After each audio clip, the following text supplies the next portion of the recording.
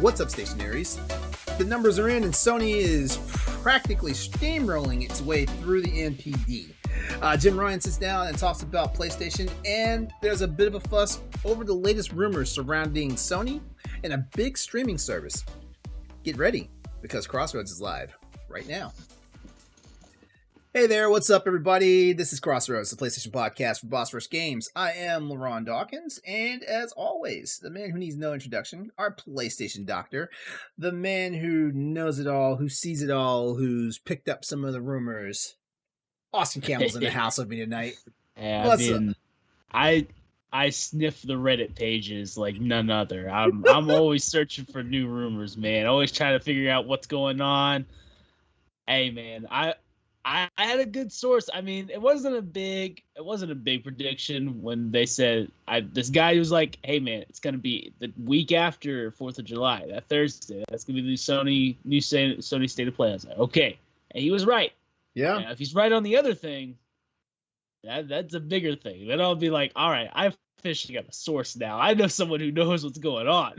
So, hey, we might need to invite him onto the show. I don't even know his real name, to be quite honest. I just know he can be you/whoever he wants to be. We'll have him use the speech modulator and all that stuff. Make it sound like he's in witness protection. Yeah. How's it going? How's your Tuesday treating you?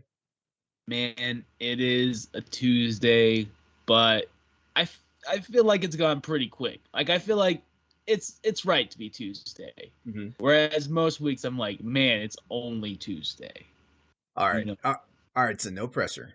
All right. Mm-hmm. So, Tuesday nights is Crossroads night. Is this the night you look forward to? I do. No pressure, because if you and Katie have specialty time, on another night, and that's her designated night per week, I get it. I get it. Well, I always look forward to Sundays, because those are usually the days we are both off and we do whatever we want, which is pretty much nothing. Okay. There's no fun time going on. It's pretty boring. I mean, maybe there's fun time, but it's pretty much just us watching TV or playing games or doing whatever we want, because we're tired for the rest of the week. So basically, your Netflix and chill is basically when the thing comes up saying, "Are you still watching?" Y'all are both knocked the fuck out. That, or we're like, "Yes, we're still watching." Keep going. Speaking of still watching, did you finish up the last season of The Rookie? No. Season 3. Is it all out now?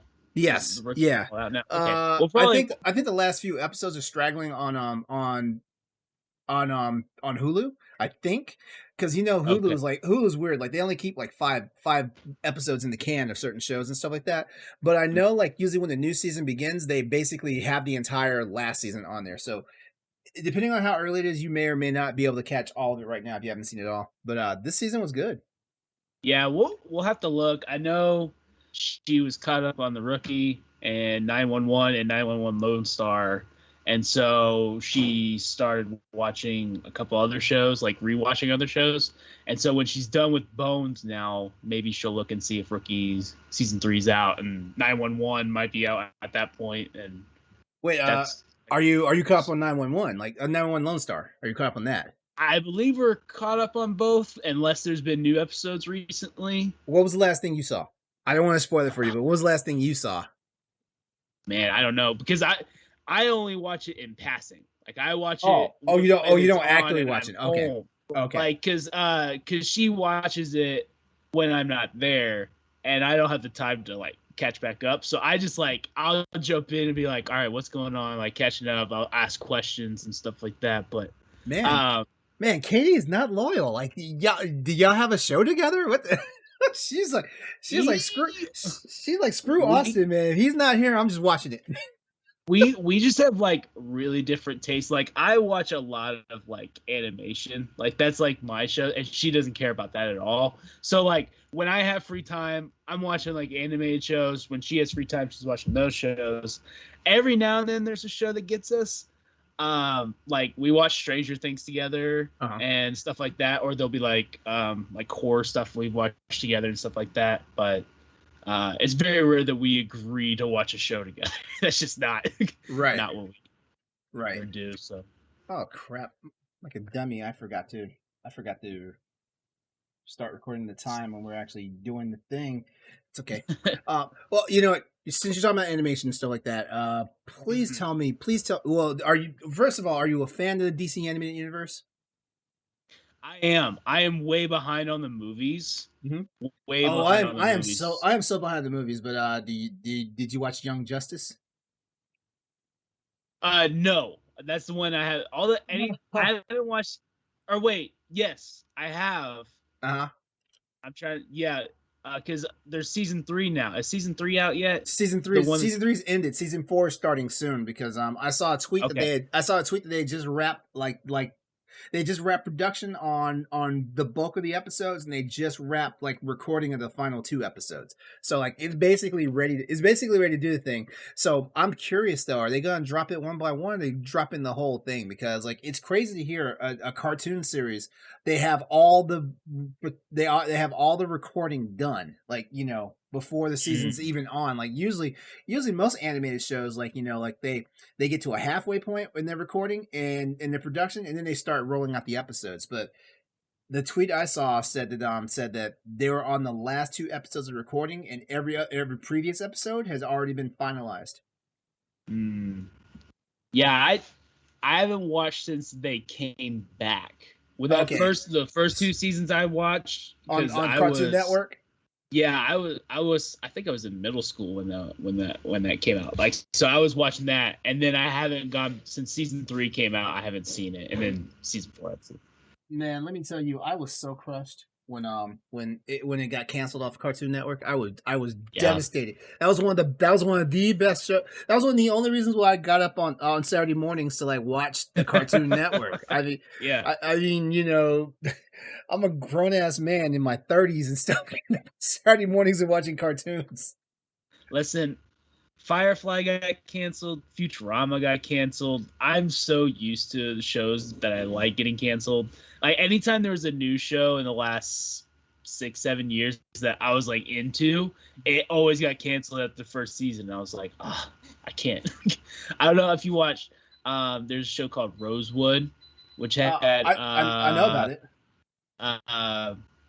Morris Chestnut on it. Yeah. As a matter of fact, I think every episode is available on Hulu. Yeah, I loved him. Like, I was like ready to watch it, and then when it got canceled, I was like, all right. And then there was a show called Backstrom that had Dwight from The Office on it. Only he played a like detective. He was like House in mannerisms, but he was a detective. So it was basically House, but it was a police show. I was really into that, and they canceled at the first season. So I was just like, you know what? I'm not doing any more new shows anymore. I'm still a sucker. I'm still a sucker. I will watch a brand new show if it hooks me right. I will watch a brand new show. Like if it hooks me right, you know, and I don't mind. Like, you know, it's the risk I take. But the one thing, and this is something because I write fiction and stuff like that. You know this already. But the one thing I always said, if I ever break into Hollywood and I become like a script writer for like a TV series or a show or something like that, the one thing I am never going to do is have a finale for the season be a cliffhanger. I'm going to make sure that somehow, some way, that storyline that overall storyline for that season, you know, ends. Now, I can't guarantee you that like the next, like the finale won't lead into the next story. But what I'm saying is, like, you know, if somebody's car goes over a cliff, that's not the. If I'm writing the show, that's not the finale. That's the episode before the finale. I hate to break it to you, LeRon, but the TV guys are not gonna like that. Hey, you know what? Well, you know what that means. Then I gotta get big enough in Hollywood to where they can't deny me. Like, you will obey me, or your TV network will not make any more money.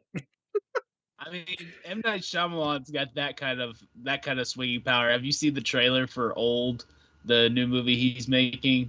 I've heard my roommates talking about it. They say it looks like it's going to be good, but then again, my roommates have different tastes because I hear M. Night now, and I almost had a problem with Glass. It wasn't even that I hadn't even seen it yet, but I was like, oh, it's M. Night. No. I mean, I can understand just because Avatar. M. Night has gotten so much crap with Avatar that it's like I know he made one of the worst movies ever, but Avatar hurt my feelings. He's made some really good movies too, so I give it a chance because I look at Old. I watched the trailer for Old, and I was like, this movie looks dumb. Wait, like really dumb. I've seen the trailer for that. But people are swearing up and down like it's going to be good, and I'm like, how do you know it's going to be good? I mean, well, I'm not gonna say it's good because M. Night is very hit miss. Like it's very like he's very hit and really miss. good. And, like Split, awesome movie. Split, like, yes, really awesome. Split was great. Glass, this is fine. It's fine. Actually, you know? I actually enjoyed Glass, and it's funny because like I could not stand what Unbreakable. I didn't really like it. I didn't really like it. I liked Unbreakable.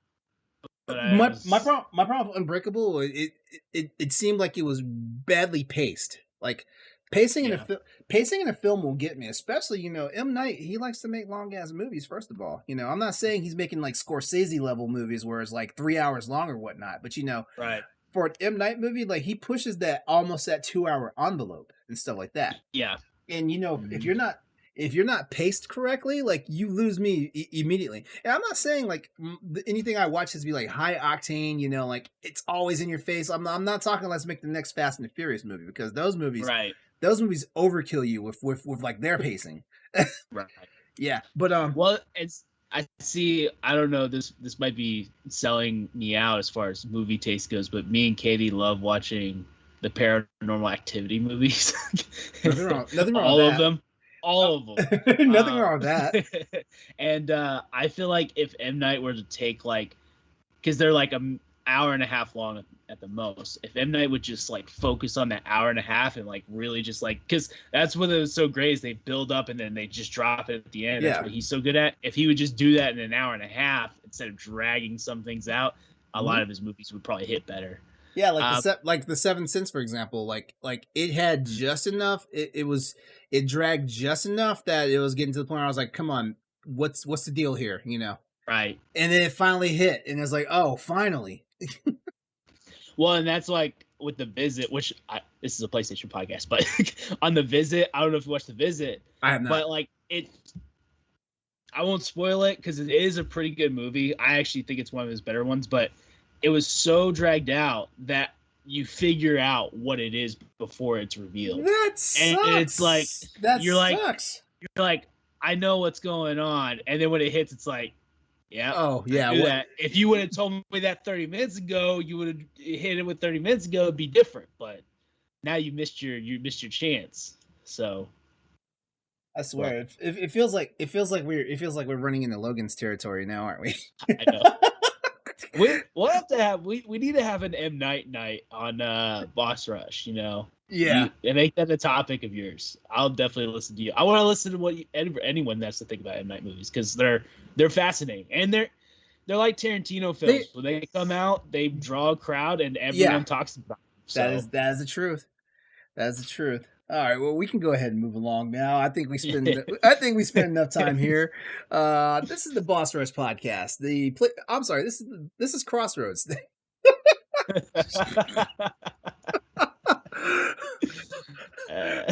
Well, that's a preview of what's happening. That's a preview of what's happening on Wednesday night. The Boss Rush podcast happens at 8:30 p.m. Eastern Standard Time. But this is Crossroads, the PlayStation podcast of Boss Rush Games. Every week we come together bringing you the latest news, rumors, games, and general discussion in the world of PlayStation. Crossroads airs live on twitch.tv/Exodus803 Tuesday evenings at 8 p.m. Eastern Standard Time, unless we are not running into any technical difficulties, which at that point, we try to start the show reasonably well, like 8:30 p.m. So sorry if you guys are tuning in right now and just now checking us out as we go on late. But anyway, if you're unable to join us during the live show, Crossroads can be found on Apple Podcasts, Spotify, and other podcast locations. If you like the show, then please consider subscribing to our podcast. or give us a follow on Twitch. You can also see the recap of the show on youtube.com/exodus803, my YouTube channel, the following Wednesday night at 7 p.m. or Thursday mornings at youtube.com/bossrushgames. All episodes of Crossroads can be found on our parent website, bossrushgames.com, with the Tuesday morning update as well. While you're there, don't forget to check out our growing family of podcasts and shows, and remember to share, rate, and review us wherever you check out our show. You can also chat with us and keep the conversation going by hitting us up on Twitter at @PS_Crossroads, where we hold it down with more news, events, and topics throughout the week. All right, so Austin, what are we playing? Like we just spent a whole bunch of time talking about movies and TV shows and stuff, but what have we been playing? Oh, either I'm frozen or you're frozen. I don't know which one. You might be frozen because you look fine on my end. Okay, you froze for a second there. Okay. I was gonna say either I froze or you froze. I'm not sure what happened, but sorry about that. No, that's okay. That's okay. So hey Austin, what have you been playing this week? So, I platinumed Ratchet and Clank Rift Apart. You said platinum? Platinum? Oh yeah. You say platinum. There's one trophy that gave me the problems and I looked up like, how is it that I'm not getting these? I'm not getting. It was It's the shield gun, the gun that like takes on bullets and then you can repel them back. Yeah. I don't know if you got to that. So I haven't gotten there yet. Okay, I upgraded it so much that people that like were going back to try to get that trophy, they're like, yeah, it's gonna be a lot harder for you to get it because if you upgrade the gun, it makes it so powerful that you won't get the exact way that you need it for the kills. Because what the gun does is like it's a barrier that sucks in the bullets, and then you can repel those bullets, and it'll shoot the bullets back out at the enemies. But that shield also blasts, so if you're too close to an enemy and it gets hit with the blast of the shield, then it doesn't count. But if it gets hit with the bullets that come out of that shield, it does count. So you have to like sit back and do that thing. I was killing enemies over and over again. I'm like, why am I not getting this? Because I only needed 10 for this deal. And I was like, I know I've done it 10 times and I wasn't doing it right. So, but yeah, found all the Kreger bears, found all the golden bolts and all that stuff. Played around with all the kind of bonus ways to play it, where you get like a hammer, you can get a swordfish, all these different like cool weapon items that you can replace things with. So yeah, it's a lot of fun. And so I finished that. I've been playing Borderlands 3 with my friends, and Call of Duty with my friends. But I started Scarlet Nexus afterwards. Okay, how was that? Let me tell you. Yes, I have friends. Katie's talking shit. I started playing Scarlet Nexus, and let me tell you, LeRon, this game is so much fun. It is so much fun. The combat is so addicting and so satisfying. The only problem is, and I knew this when I was getting into it, is it's a very weeb game. It's a very anime game. You get like 20 minutes of really fun combat, and then it's like 30 minutes of talking, and I'm like, oh my god! I think I remember Jesse saying that from Arsenal X. Yeah, I messaged Jesse when I started. I was like, hey, because there's two characters you can play as, and their stories are different, but they kind of coincide. So I was like, hey, did you pick the boy or the girl character? And so he picked the guy, and I picked the girl. So hopefully we can kind of like coincide with that. And he's like, yeah, it's got a lot of the anime tropes. Like, he's just like, I'm gonna tell you that it's got a lot of anime tropes in it. And I was like, you were not kidding, because man, and what sucks is like the story's interesting. Like, I want to know what the story is, but there's so much of like tapping through like the visual novel part that I'm like, But and the combat is so satisfying that I just want to go back into it. I really hope that they come out with like an arena mode, because I think that would be really, really fun if they came out with some kind of arena mode where they just give you hordes and hordes of enemies you can fight. But yeah, it's so good, and I really hope that, like, I think Colin Moriarty put it the best way, is like they did the best way to do a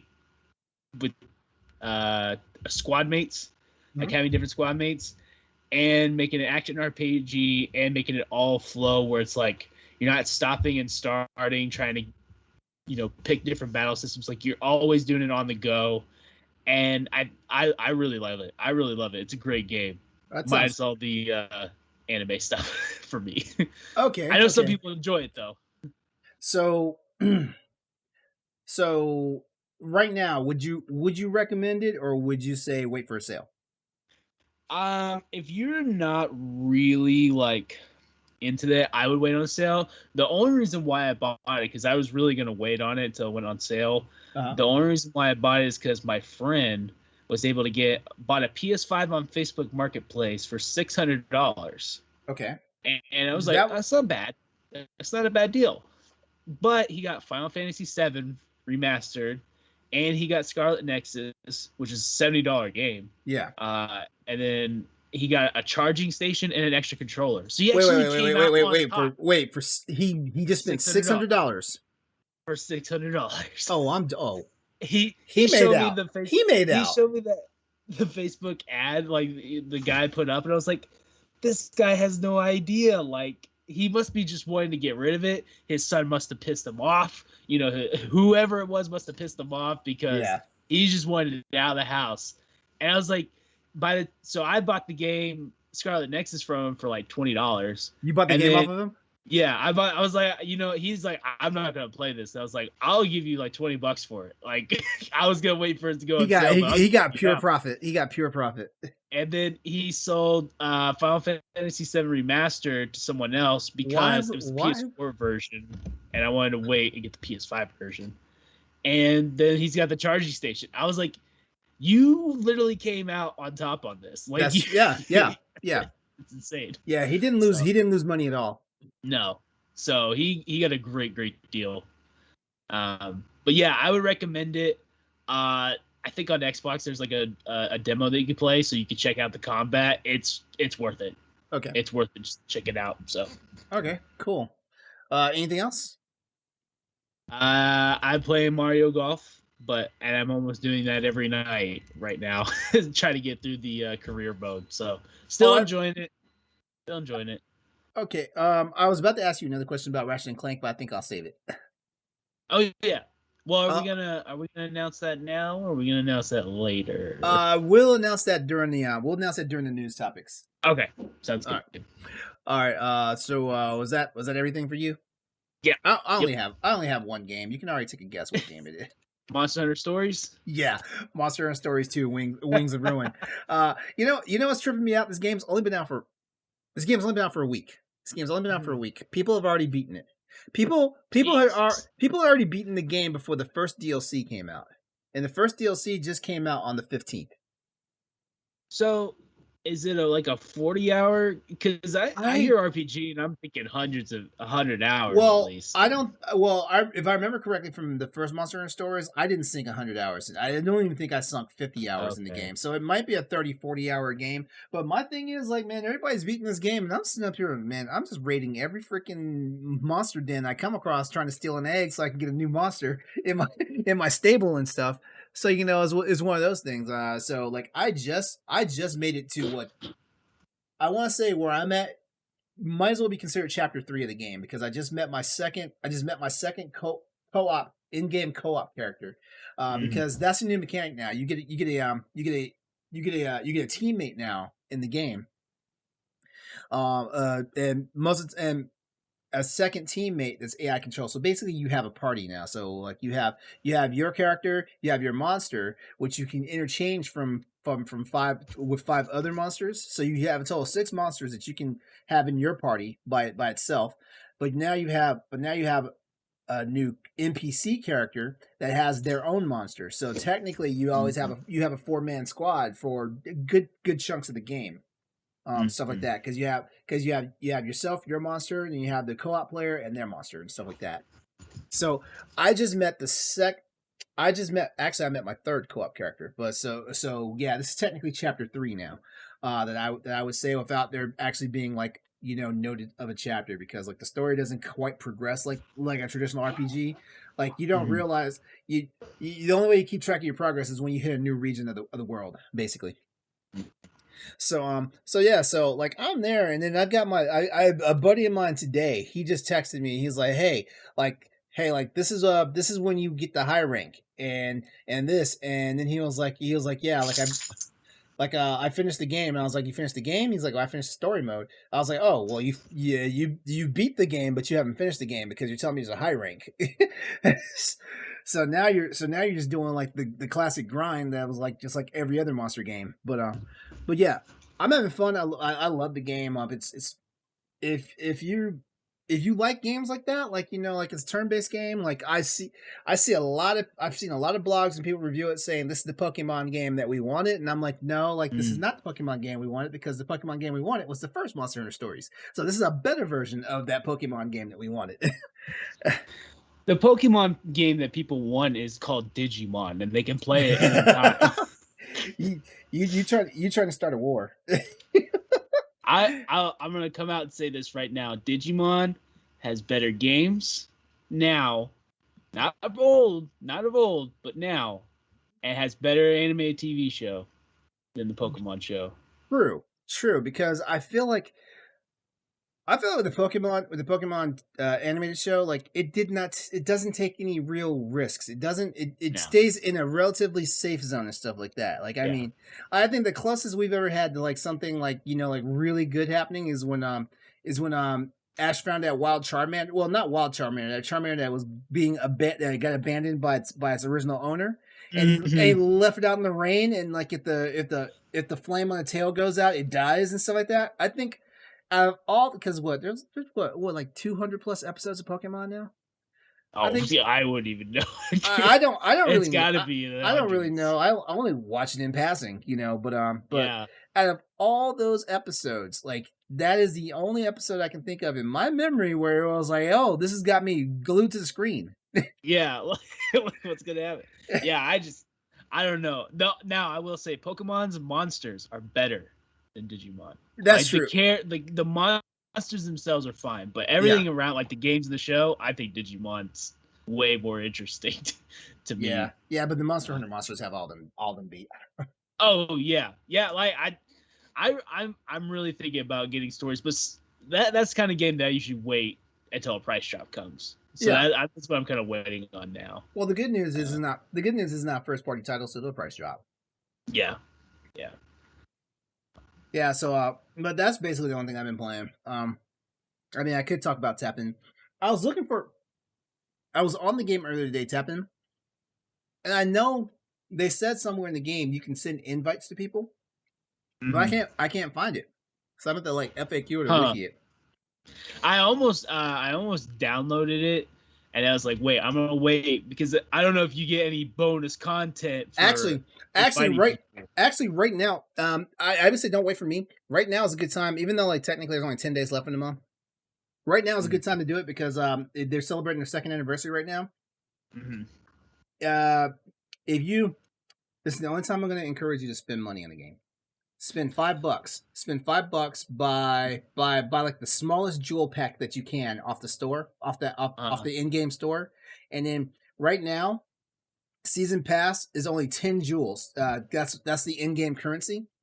10 jewels. Normally it's 980. Oh wow! Now here's the cool thing about the season pass though. If you buy a season pass and you do all the requirements for the season pass, you basically make all the jewels back that you spent. Like the 980, you make all the back. That way, at the beginning of the next month, you can actually just spend the same jewels again, right. and you don't like that's the only time you really have to spend money in the game. And anything else to spend money on, like, hey, that's on you. Right. So as long as you just keep playing, you can basically keep playing for free, basically. Yeah, this is not one of those games. Like a lot of free to play games, you have like a set amount of time you can only play. This game doesn't have that. You can play as long as you. You can play. That's good. You can I play hate 24 those straight ones where hours. like, oh, you've used 3 of your play crystals. Now you got to wait 20 minutes before you play it again. Unless it's like, well, I'm on break now, so let me play now. Yeah. Yeah, like you have to wait 6 hours or 8 hours to come Yeah, back and stuff like yeah. that. I think that's a joke, but somewhere that model works because like those games stay popular. Hey, the Futurama game got me, man. There'd be like times where I build a building and they'd be like, all right, it'll be done in 3 days. Or you could spend like 100,000 crystals on this thing and then you can get it now. And I'm like, ugh. Man, I love SimCity, and I thought I was like, yeah, there's a SimCity game on mobile platform. This would be great. Oh, And it is nothing but a freaking like the just give them your bank routing number. That's yeah. all you couldn't do nothing like. See, that's the thing. Like SimCity, like I'm like I can wait, but with Futurama, it was like, oh, you can only get this character for like the next 2 weeks, and if you don't finish these trials, and like I'm playing every day, every chance I get, every break I get, and I'm not even like 20% of what I have to do to unlock this character. I'm like, you're gonna make me buy this character, aren't you? That's how they get you. That's how they get you. All right. So yeah, that's everything I've been playing this week. So yeah, congrats on beating Ratchet and Clank though. Congrats. Yeah, it was great. It was a fun game. I can't wait to talk about it. The little bit I played so far has been fun. I mean, I'm gonna have to put Monster and Stories to the side though, so I can get a little bit deeper into the game because Monster and Stories is basically is like taking all my time.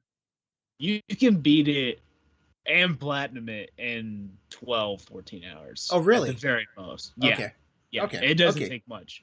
Okay, that's reassuring. Use the guide for the Kreger bears though. The little stuffed teddy bears that you'll find because they don't show up on the map. So just find a guide for those and go ahead. Don't waste your time on them. Is there a difficulty mode? Can I? Is there a set difficulty this entire game, or is there like a hard mode? Like, because how'd you platinum? Did you platinum on like a hard difficulty? No, I just played on normal. On the base difficulty. Okay. You can play it on easy or there's another one that's easier than easy, and I'm pretty sure it doesn't matter. You can get your trophies in either difficulty. All right, good to know. All right, well we're gonna move on to our next topic then, because of course it's the topic that we all love every night on PlayStation Crossroads PlayStation podcast, and that is what's on your PlateStation. All right, so you know what? Yeah. PlayStation is on a little bit of a break right now. And when I say break, we're not doing the hardcore topic tonight. That's all I mean. We're not doing the hardcore topic. No specialty foods, no crazy concoctions or anything like that. We're just gonna talk about what we've been nomming on all week. Yeah. I will start first though because I have it's almost like a story time. All right, so I've got these sour strips. Like you guys have probably heard me talking about like how I like sour strips candy. Well, I do like sour strips candy, but these sour strips right here are a fairly new item actually. And a guy I follow is a fitness guy. His name is Max Tuning. He has a clothing brand called Everforward, stuff like that, and he has a YouTube blog and stuff. Max. This is a guy he loves. Okay, like you know how I like sugar, right? Yeah. Well, he loves sour candy, and so like when this guy's doing his vlogs and stuff, like sometimes he'll go on road trips, and I swear, like every time he goes on a road trip, he will hit up a gas station, a 7-Eleven or whatnot, and he will come back with one plastic bag full of just different types of sour candies that he's gotten in the stores and stuff like that. And he basically would go on like a critique storm, basically, like because he's never satisfied when it comes to the sour strips candy. So So one week on his I want to say it was on his Instagram first. Like he puts this weird thing up where it's like he's in some like weird outfit and whatnot, and he's like an exciting announcement coming soon and stuff like that. And he gives a date. The day happens.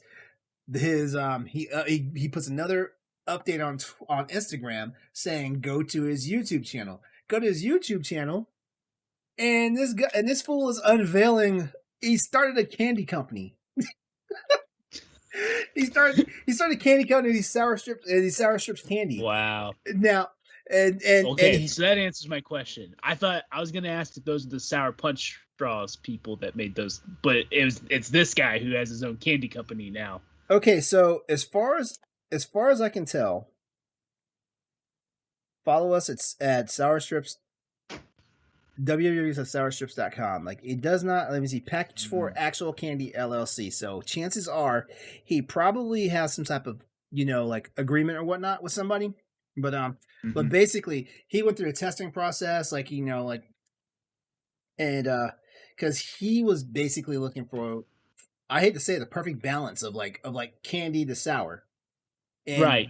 Trust me, Austin, this stuff, it's that perfect blend, honestly, because like I'm one of those people, like, sour strips is either too damn sour or not sour enough. Yeah. This is the perfect I mean, this is the perfect blend. So I have two flavors right here. Oh, hold on. There's more to the story though. I was gonna say, I'm looking at their website now, so I was gonna ask what flavors did you get? Okay, yeah, there's more to the story though. Okay, so he unveils it, right? And when he unveils it, because technically it wasn't a Kickstarter, he basically was asking for backers at that time, right? No big deal, but here's the thing about it. Like, I don't back food Kickstarters, not at all. I do not. I don't get down like that. So I waited. Until the production brand came out. The production brand came out, and then it was online orders only. Dude, when I tell you, every time I went on the website, they never had them. They were always sold out. Always sold out. Man. A few months go down the road, and he's got a new announcement for the Sour Strips candy. Now they're out in certain stores. You can find them in, because the guy's an athlete and a bodybuilder, weightlifter, and all that stuff. You can find them in stores like GNC and other, like, basically like those places. No GNC ever had these in my area. None of them. I was gonna say I've only walked into a GNC once, but I would walk into it just to see if they got these in stock. Yeah. Well, so I was like, man, at this point, like, I might as well just forget ever getting some of these, because when I ordered my supplements and stuff, I order Amazon. I know I'm like Jeff Bezos's bitch. I'm sorry. It's just easier. You're feeling that rocket. That phallic looking rocket, by the way. Yeah. So I basically resigned myself. If I get some, I'll get some, but I'm not going to be in any particular hurry to find them and stuff like that. And then I remember seeing, maybe like a month or so ago, he made a new announcement for the Sour Strips candy. They're now going to be carried at Walmart, Target, and like some other grocery stores. Ooh. So I was like, oh, this is getting good. But yeah. I went online and looked, and they were all like Midwest and East and West Coast. There was none even anywhere close to me except for Florida and freaking Massachusetts. I was like, okay, back to square one. And so about 3 weeks ago, I was in Target. I always go to the candy section of Target because I'm usually picking up either some, I'm picking up either some gummy bears or I'm picking up Twizzlers and stuff like that. So I was in there, and I went to reach for a couple of packs of gummy savers, and right next to them, I saw the freaking Sour Strips candy like hanging next to it, and it was one of those surreal moments where it's like you reach for it and you see it and you're like, and like time just freezes for a second. And it's like, wait. Am I imagining this right now? So yeah. So there was two flavors. There was the blue raspberry and the rainbow. Okay. I was like, you know what? Let me do the rainbow, because the rainbow, there was multiple colors in the rainbow. So I was like, let me do the rainbow. That way I get an idea of like what the overall candy line will taste like, right? Right. When I tell you this shit is good, this shit's good. I bought 2 packs. Mm-hmm. They didn't last one night. They didn't last one night.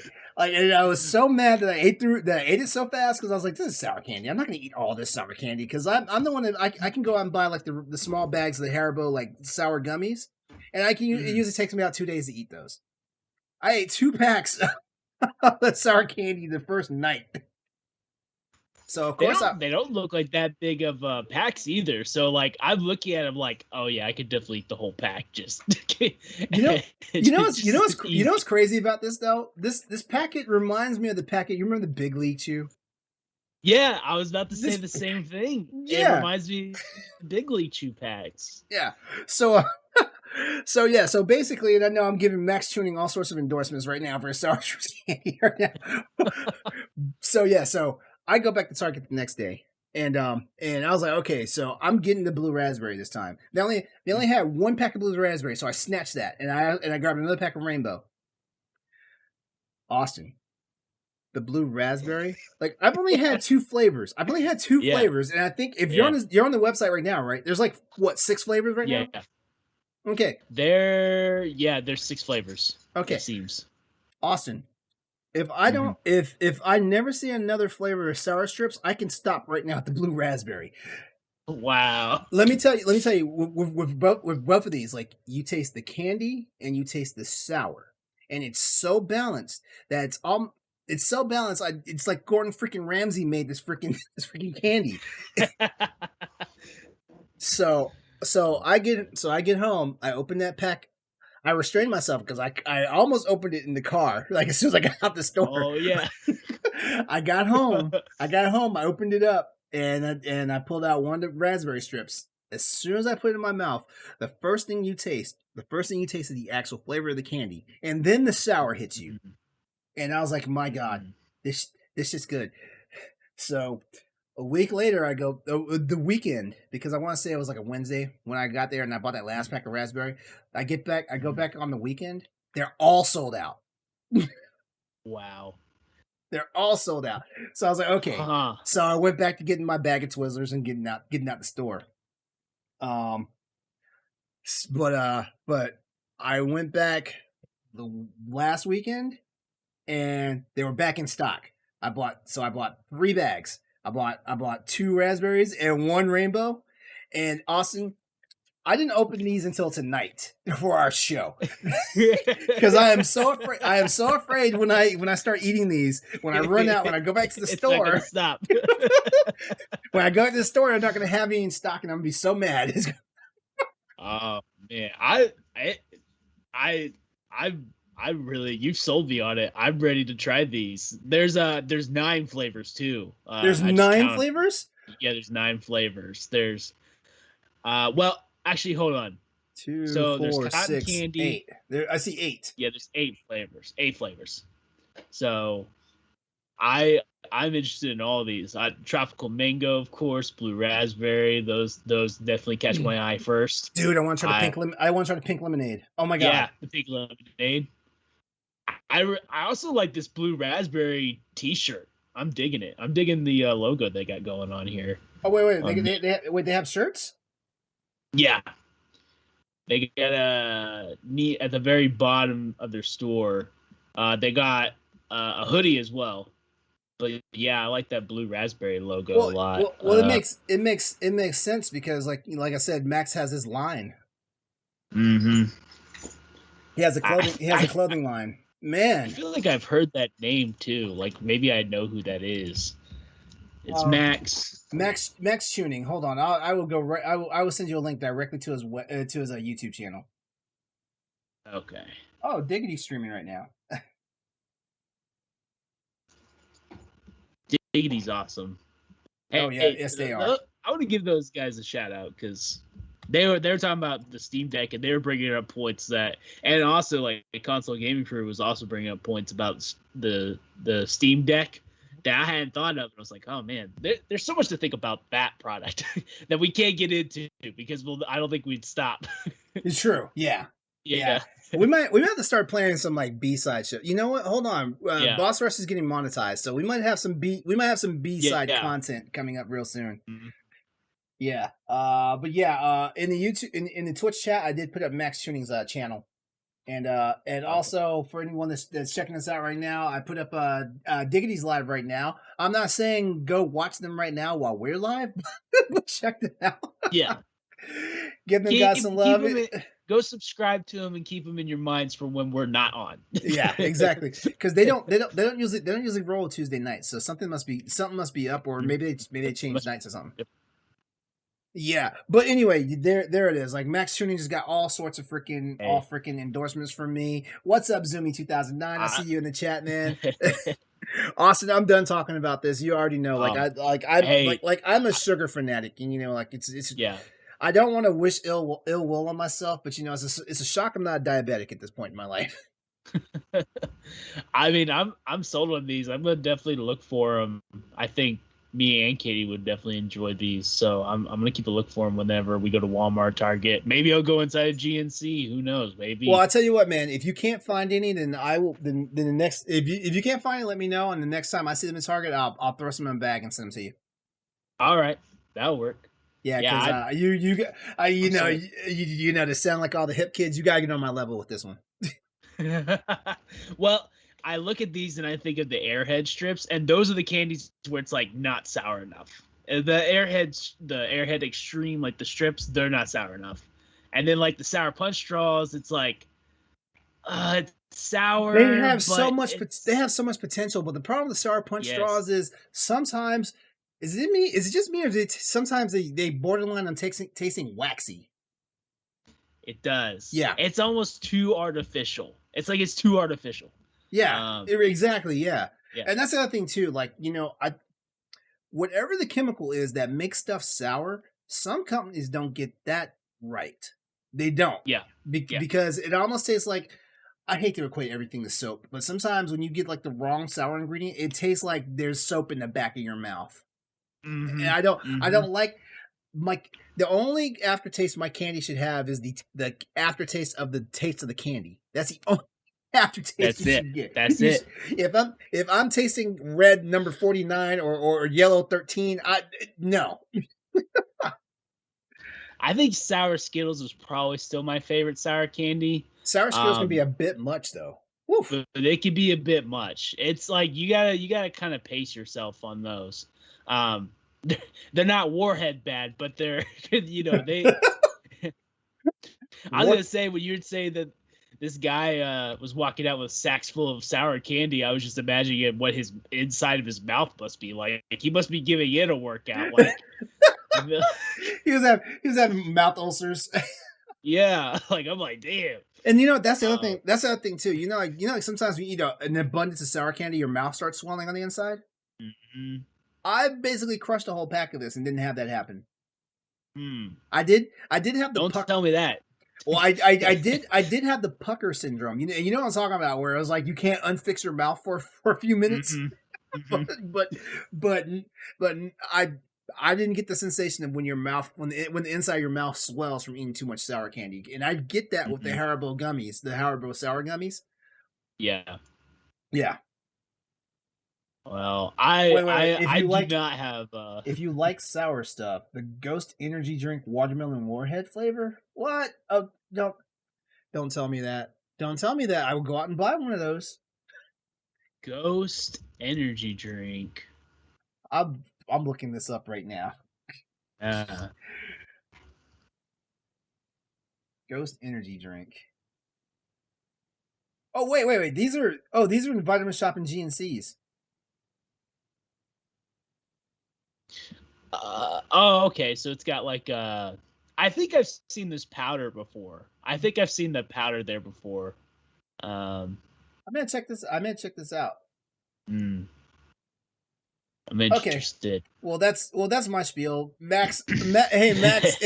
I'm not sure if you're even a PlayStation fan or whatnot, but if you're listening tonight, man, we gave you a big shout out to you, to you, your brand, and Sour Strips Candy. So there you go. Hey, he's probably gonna work out his thumbs too. He probably gets down with some PlayStation here. I'm pretty sure he has a PS5. I don't have a story quite like yours, but I'm more excited about the sour candy than anything that I've been eating lately. So, like I said, let me know if you're having a hard time finding it. I'll hook you up. Okay, it'll be a Crossroads care package. I haven't really been eating too much crazy things. We went to we really haven't had anything. We just been kind of eating at home and stuff. I've been eating hot Cheetos a lot lately. But I really haven't just been snacking on so much. I have so much candy from Christmas because I'm not like you where like candy does not go by quick for me.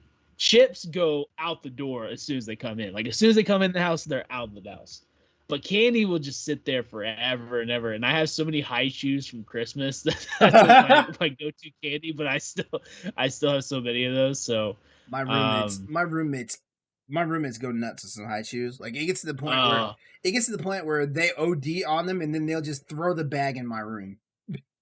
Yeah, it's just like stuff. If you've never, they probably had it, but the yogurt flavored ones, blueberry yogurt. Oh, those are so. This is so good. But yeah, I really haven't had too much anything different. I haven't really ate anywhere new. I had McAllister's the other day. I don't know if you had McAllister's. Haven't heard of it. Where you're, I know it's somewhat of a chain. I just don't know how far it goes out. So it's like a little deli type place. I need to get Thigh Stop, man. I need to go to Wingstop to get thighs. So Wingstop is doing thighs now. Wingstop is doing what? Thighs. Thighs. Boneless and bone-in thighs. Oh, really? Because I don't know if you've heard about the wing shortage that's going on. Wings are hiking in prices because we're actually having a shortage. So they start selling thighs now, but you can only get them if you order through the DoorDash app, which I did not know when I went to Wingstop. So I was like, where are the thighs? So like I was ordering on the Wingstop app and I was like, where are the thighs at? So I just got wings, and then I found out as soon as I ordered, it's like, oh, you have to go through DoorDash. You have to order on DoorDash. Mm-hmm. And even if you can order it through DoorDash and pick it up there, but it has to be on the DoorDash app. I was like, well, that's kind of stupid, but okay. Yeah. I guess I know that for next time. But yeah, so nothing too crazy. Nothing too crazy this week. I'm excited about this sour candy though. I'm gonna look for it when we go shopping next. Yeah, look for it. Let me know if you have troubles finding it. I will hook you up, man. Because like at Crossroads, we're all about giving. We're all about giving and food. Yeah. Speaking of giving, like we haven't we need to sit down and plan our next giveaway. And we also need to plan how we're going to do it, because I got some feedback about how we were doing our giveaways and stuff, and apparently it's a little too involved. I will say this: I don't want to give them any credit. I don't like giving them any credit, but Powblock did have a pretty good list of things for their giveaways, and I was like, What episode was that? Because I haven't watched. I did not watch this week's Powblock. What episode was that? Well, I think this was maybe a month ago. They did a giveaway. Okay. They did a giveaway for Skyward Sword, I believe. Oh yeah, I remember that. Wait, didn't they have like a whole month of giveaways? They're giving away something every week. Yeah. And Skyward Sword was the end of it. And like it was like retweet it and then tag a friend. I was like, oh, that would get it out better. That might get it out better. Sure as hell would. And I was like, I don't know who came up with it. If it's if it's David, I'll give him credit. But if it's people like Dan, I don't know. Oh no.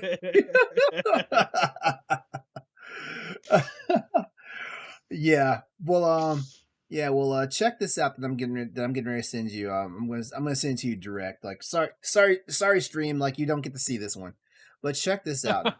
Check it out later and tell me what you think. We're gonna go ahead and move on, because we need to go ahead and get started with the night's news and topics. So let's do this. First up on the news tonight, Ratchet and Clank Rift Apart, and the DualSense Midnight controller, the black one, tops the June 2021 NPD sales. That's right. You heard it here. The PlayStation DualSense Black is one of the top selling accessories for PlayStation right now. Sony executives will probably be whipping out the party poppers this week, as the NPC. See, I'm in gamer mode right now.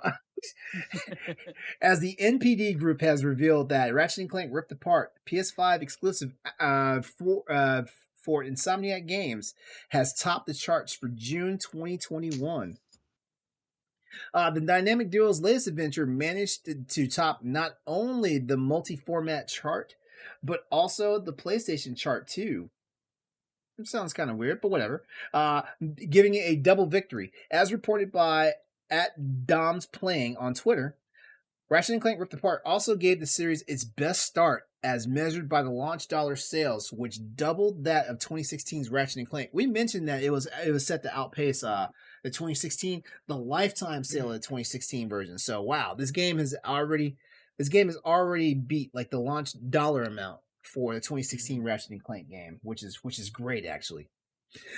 Elsewhere, the DualSense Midnight Black controller was the best-selling accessory in the U.S. for 2021 June.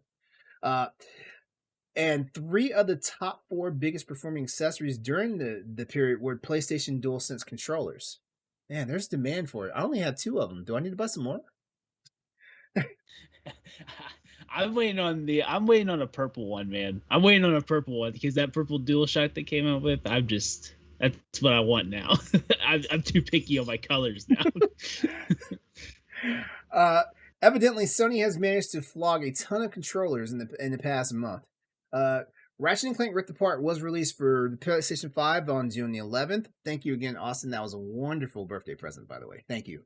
Hey, and Austin and I, we're planning spoiler cast to give our thoughts on the game, so you may as well stay tuned for that. One other bit of news to this topic. In another note, the PlayStation 5 remains the fastest selling console in U.S. history. However, sales have somewhat been hampered by supply constraints. Sony's console has been notoriously difficult to get a hold of among new hardware. We've already talked about some of the reasons why that is. The cool thing is, like, we're starting to see more and more systems become available for regular consumers to pick up. And is it just me, or does it seem like the scalpers aren't having that easy a time now? Yeah, it seems like the scalpers are gonna, like, I'm seeing, because I check the Facebook Marketplace every once in a while just to see what they're selling at, and not very many people are getting above 800 now, which is good because it was at like 1,000, 1,200 and stuff like that at first. So it seems like they're having a hard time. They're having a hard time offloading it. It's gonna keep people from buying them just to resell them, and so that's a good thing. Yeah. And what this tells me, man, is console gaming is bigger than ever still. PlayStation and Xbox are having no problem selling their stock out. Switch is still doing what it's doing. It's crazy that in the PS3 360 days, they were like, this is the PS4, Xbox One will be the last console generation, and they were dead wrong. Wrong. I don't know. I don't know who thought it was a cool thing to say that. Like, bro, you dumb? I don't know.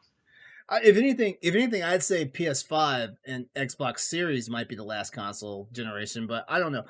I still feel like they're not ready to start making these systems completely convertible, whereas you can just swap out parts and just upgrade them themselves like a PC. I don't think we're at that point yet. Maybe next generation they'll be on that level, but I don't think this generation is going to do it. I do have a question though.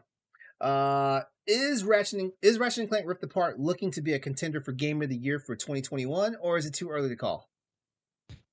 I'm gonna say yes, because I don't know what's gonna come out this year that's really gonna rival it. I think this would be a great. To me, this seems like a pretty slow year. I feel like this is a good year for any indie game to really just show up and be the dominating force, like Hades was last year, but it had so much competition that it didn't get quite the love it deserved. If Hades would came out this year, I think it would be blowing people out of the water. Yeah, I think Halo Infinite's going to be coming out. We'll see how well that goes. Halo's kind of up in the air on some things. We're not getting Horizon. I'm putting my feet down. We're not going to get Horizon. Deathloop might be that game, but I just feel like, or even Kenna could be that small game that could do it. I feel like Deathloop has a very tall mountain to climb. I really do. I really do. I'm not saying the game is going to be bad by any stretch or anything. I'm just saying I think that game's going to have like a rough climb.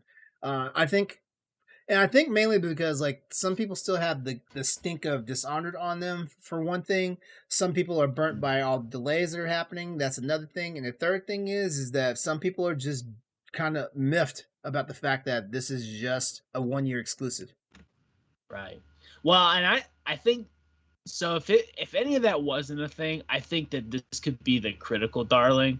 You know, like Last of Us 2 was like the critics darling. Like critics love Dishonored 2. It rated really well amongst like the gaming websites. I just didn't sell very well, and I think that's where Deathloop might be, where I think they could have a chance.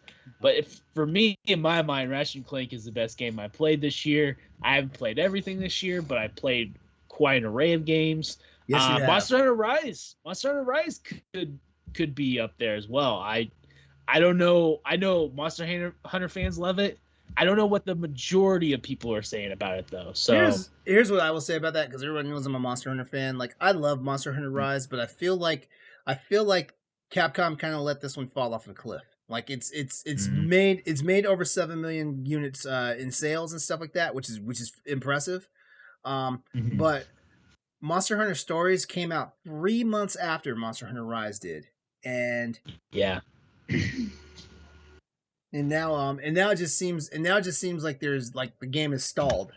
We saw the roadmap for Monster Hunter Stories. Like a roadmap, Capcom put a roadmap out 5 months ahead. They didn't even do for Monster Hunter Stories too. They didn't even do that for Monster Hunter Rise. Like we didn't see a roadmap for Monster Hunter Rise until the game had already been out for a little bit. Here my dog goes again. Man. Yeah. Follow-up question. Is the Midnight Black DualSense controller setting the stage for Sony to unveil a true black-themed PlayStation console sometime soon? I think they got to, man. And you're hearing. I don't know if you saw. We don't have this on the docket. I don't think it's a huge deal, but you've seen like the remodeling that they're doing to the next or like a new version of the console to make it a little lighter. I'm wondering if maybe we'll see some more colors. I want to see. I really like the white. And it seems like everyone's going that way, along with the Xbox and the Nintendo Switch and stuff. But I think people are gonna beg for different colors, and that stuff sells. People buy multiples of the console, so it'll sell. Man, I feel like I've been really skirted with the idea of buying a D skin for the D brand plate for the PS5. I'm like, I really want to see this thing in black. I really do. Mm-hmm. Yeah, especially with the light bars and stuff. Where the light shows, it's like when it's with the white, it doesn't pop as much as it would if it was on the black. So it doesn't. Yeah. I really hope that they just come up with custom faceplates. Like that'd be awesome. Well, I think that was the plan initially, but like I don't know what Sony's thinking, honestly. I feel like they were kind of in a hurry is a negative way of saying it, but I feel like they wanted to get the system out as quickly as they could, and so like some of the stuff that would have been realized a lot sooner just hasn't been hitting it yet. Because here's the way I feel. Because remember when the Xbox 360 came out? When the Xbox 360 came out, there was swappable faceplates for it was just one thing. It was a swappable faceplate, right? Those things were ready to go day one when the system came out.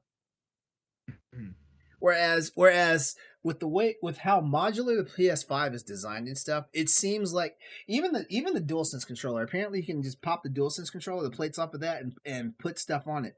Like, it looks like this stuff is all, it has all these toggles and stuff to where you can customize and stuff like that. So I have a funny feeling that Sony definitely has something planned like this, but I guess they're just trying to make sure the launch is as perfect as possible, Yeah. I mean, hell, they're selling DualSense controllers faster than the system, so Yeah. So we can go ahead and move on to our next topic now, and that is a depressing one. I know. Like I when I saw the news, like I immediately sent it to you because I was like, man, what are we gonna do now?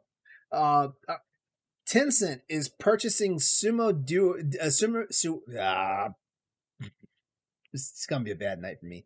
Tencent is purchasing Sumo Digital in a $1.27 billion deal. $1.27 billion. All right. And by the way, this news comes to us from PSU.com, care of Michael Herodens. Thanks a lot there. Oh, and the last news topic was also from Michael as well. Sumo Digital Group, the British studio whose major outfit Sumo Group, Sumo Group, the British studio whose major outfit Sumo Digital has worked on games such as Team Sonic Racing and Sackboy Big Adventure, which is a PS4 and PS5 game, is being acquired by Tencent in a deal worth a staggering $1.27 billion. The Chinese behemoth already owns an 8.75% stake in Sumo, and the new deal will represent a 43% premium on the Sheffield-based company's current valuation. In addition to his work on the Sonic games and Little Big Planet's platforming spin-off, Sumo Digital also worked on Crackdown 3 for the Xbox One and PC. The studio was also responsible for Little Big Planet 3, taking over from the series creator Media Molecule. I'm getting so tongue-tied tonight. I'm not sure. Like, I promise you I'm not distracted. I promise you.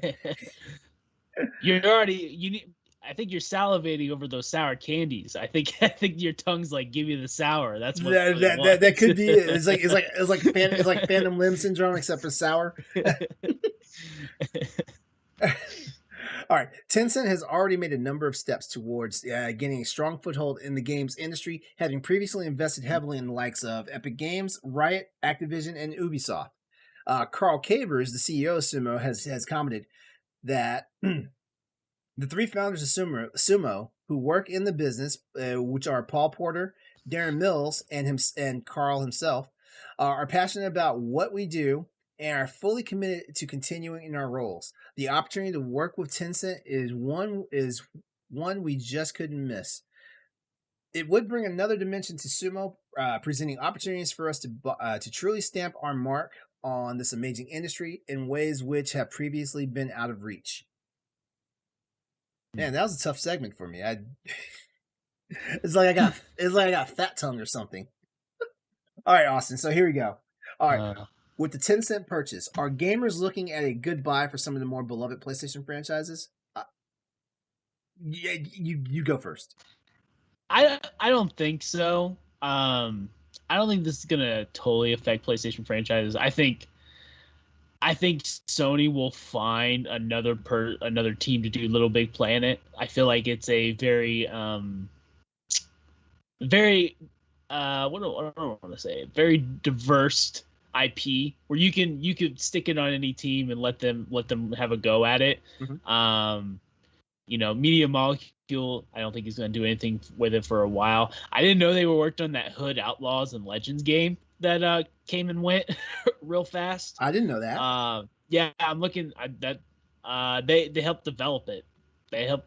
So okay. I'm looking at their wiki. And that was their wiki page though, so who knows who's who's writing stuff in there. But yeah.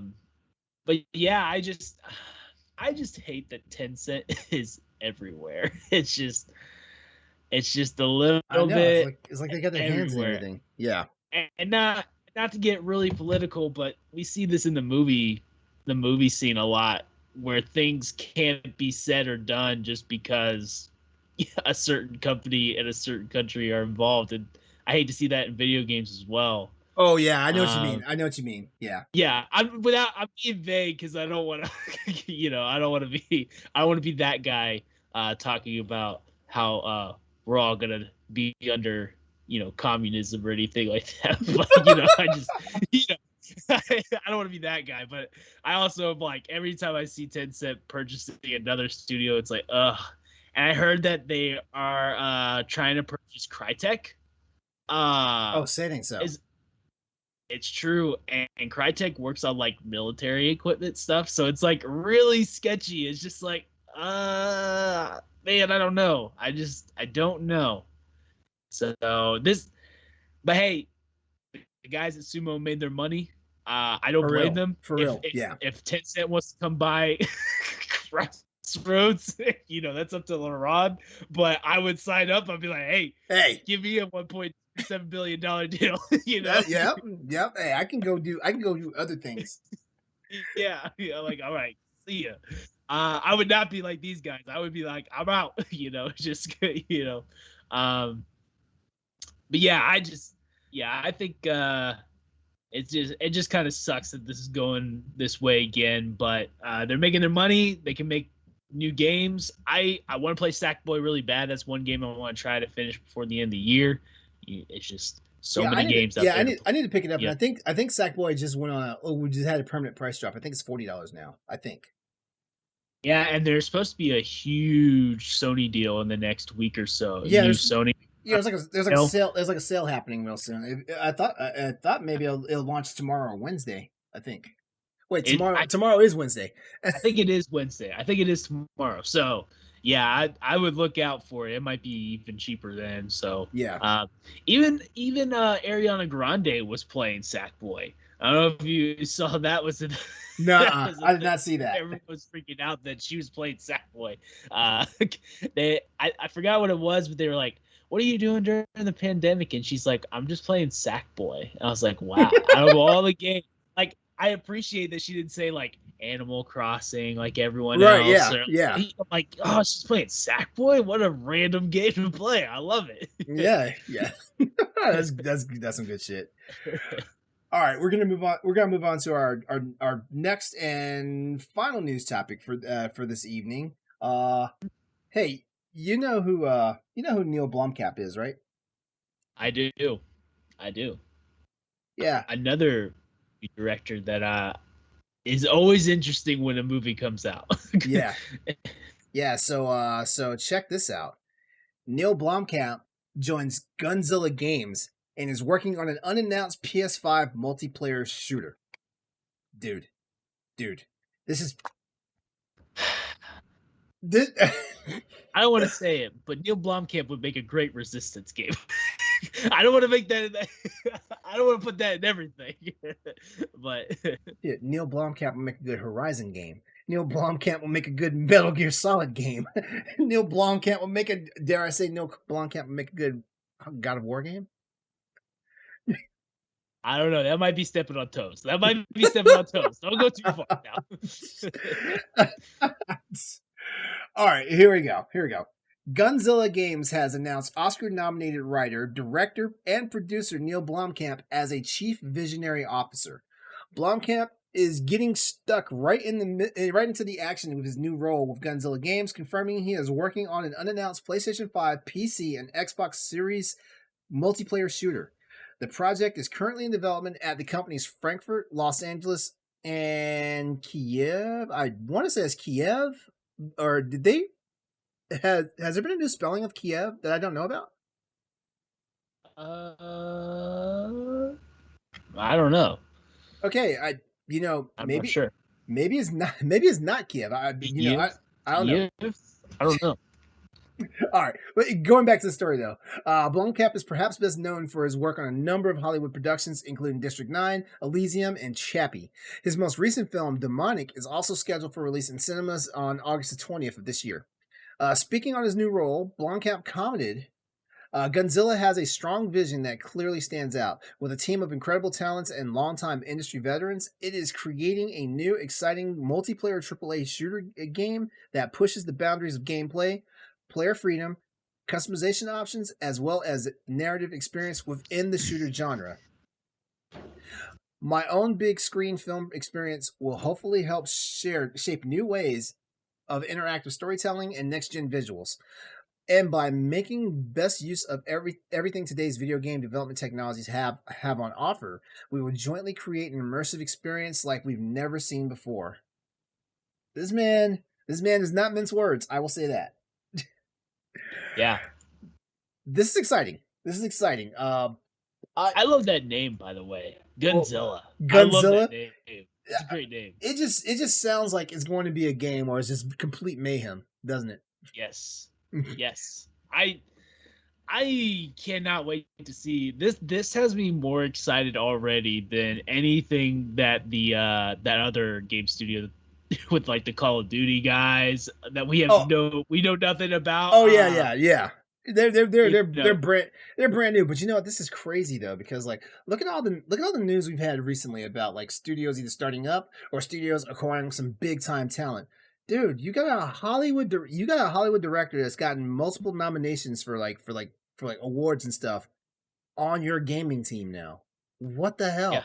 Like I hope this is not I hope this is why he well, we know I know why they canned like the next Alien movie because he was tapped to like do Alien 5.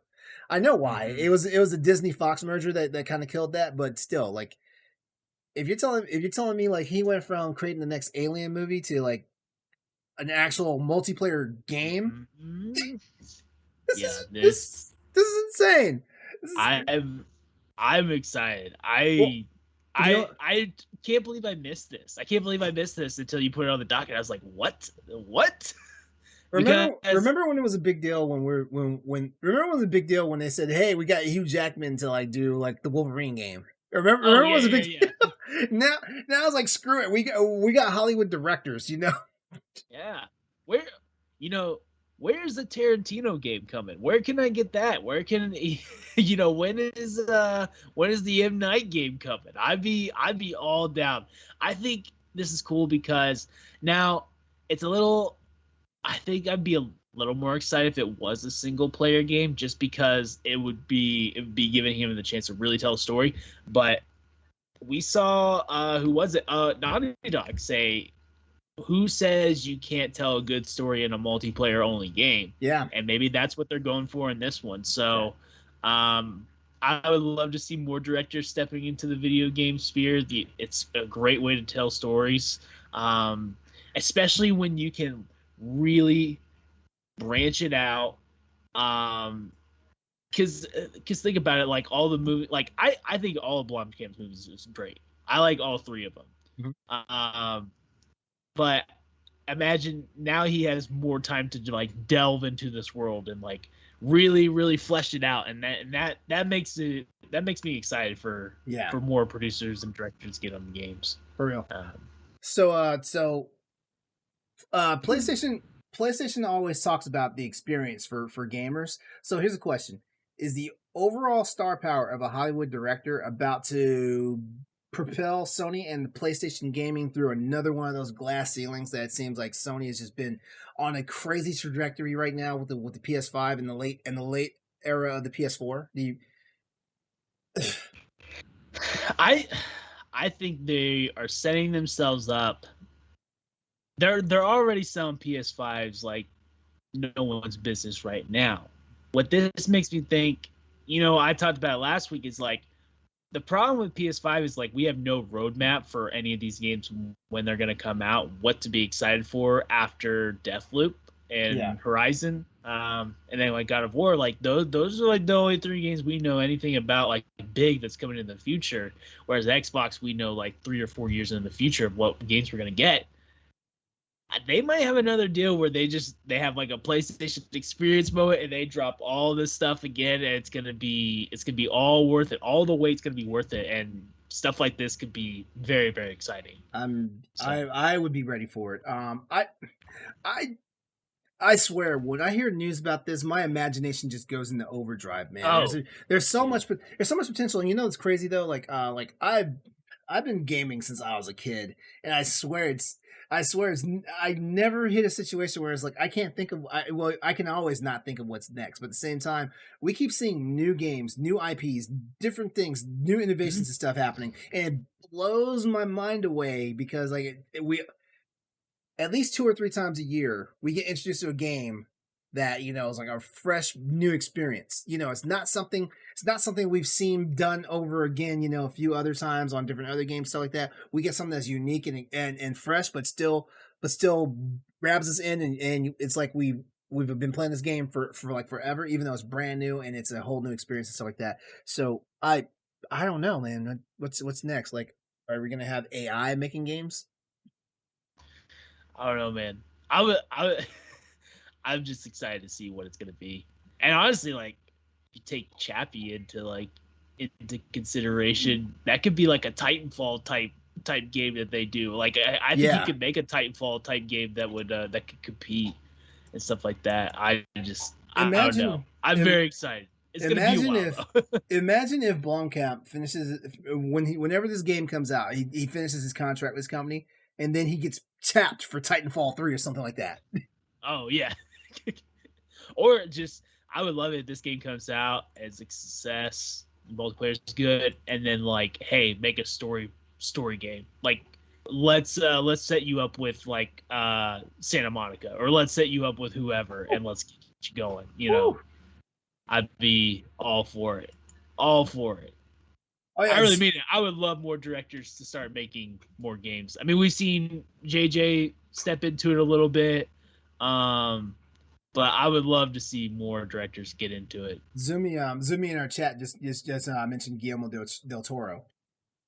Oh yeah. He had what? It was on 360 or was it Xbox One? He had a game. I know he had a couple. I know he had some canceled projects and stuff like that, but I think he actually got one out. It was. I'm looking it up. Well, he did have the PT stuff. I do remember that. He was part of the PT stuff with Hideo, but was he like co-director? I think he well, and then he was in Death Stranding. I forgot all about that. Yeah, he was. Yeah, he was in Death Stranding. That. Yeah. Let's see. So he had. Oh, is it Sundown? Did Sundown ever come out? Oh, it was unreleased. That was the game he was getting into. Supposed to be out on PS3, but it never came out. Sundown was that game. So he may have not had anything that's come out, but he's put his toes into it. You know. You know, I feel like Zumi is definitely bucking to become our permanent fourth chair, because you saw what he just put in the chat, right? Oh, what did he put in the chat now? He put Resistance 4 in the chat. Oh yeah, dude. If Blomkamp would do Resistance 4 or just Resistance, reboot of any kind, I would be all in. I think he would make it an awesome. Or hell, Resistance. Or you know what? Sony, just sell this guy the license to create a movie. On Resistance. Sell him the license. I mean, there's so much you could do with Resistance, man. That's just being wasted. Man, so much time. Man, I swear, do I need to break out my PS3 just to play Resistance 1 and 2 again? Oh man. Yes, you do. Yes, you do. Not just 1. You need to play 2, and you definitely need to play 3. You know, the 3, one I need to play and beat the one on Vita. I need to play that one. I heard that one had a very good story. It tied in very well to the rest of the series. It's pretty good. It's a pretty good game.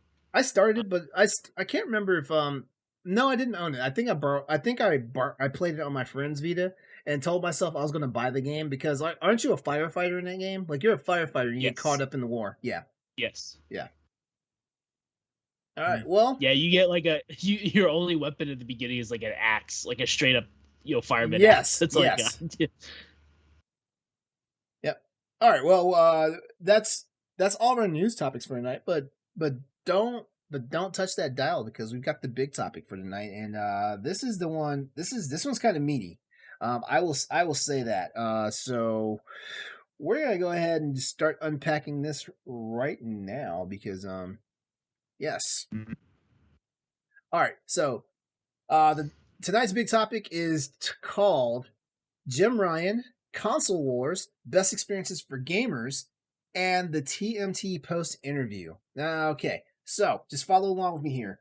In an exclusive interview of TMTPOST, Sony Interactive Entertainment CEO and President Jim Ryan got candid about his views on gaming, the relationship Sony has with gamers, the importance of new IPs, and his perspective on the PlateStation brand.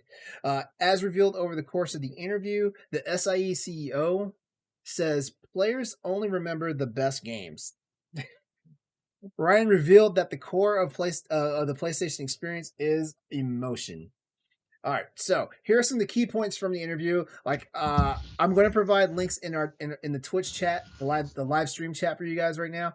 But we're not going to go over the entire like bits of the actual interview because it was a long interview. We definitely welcome you to check it out and read it. But the key points from there was 3 key points that were taken out from the from that interview with Jim Ryan. First one being in the exclusive interview.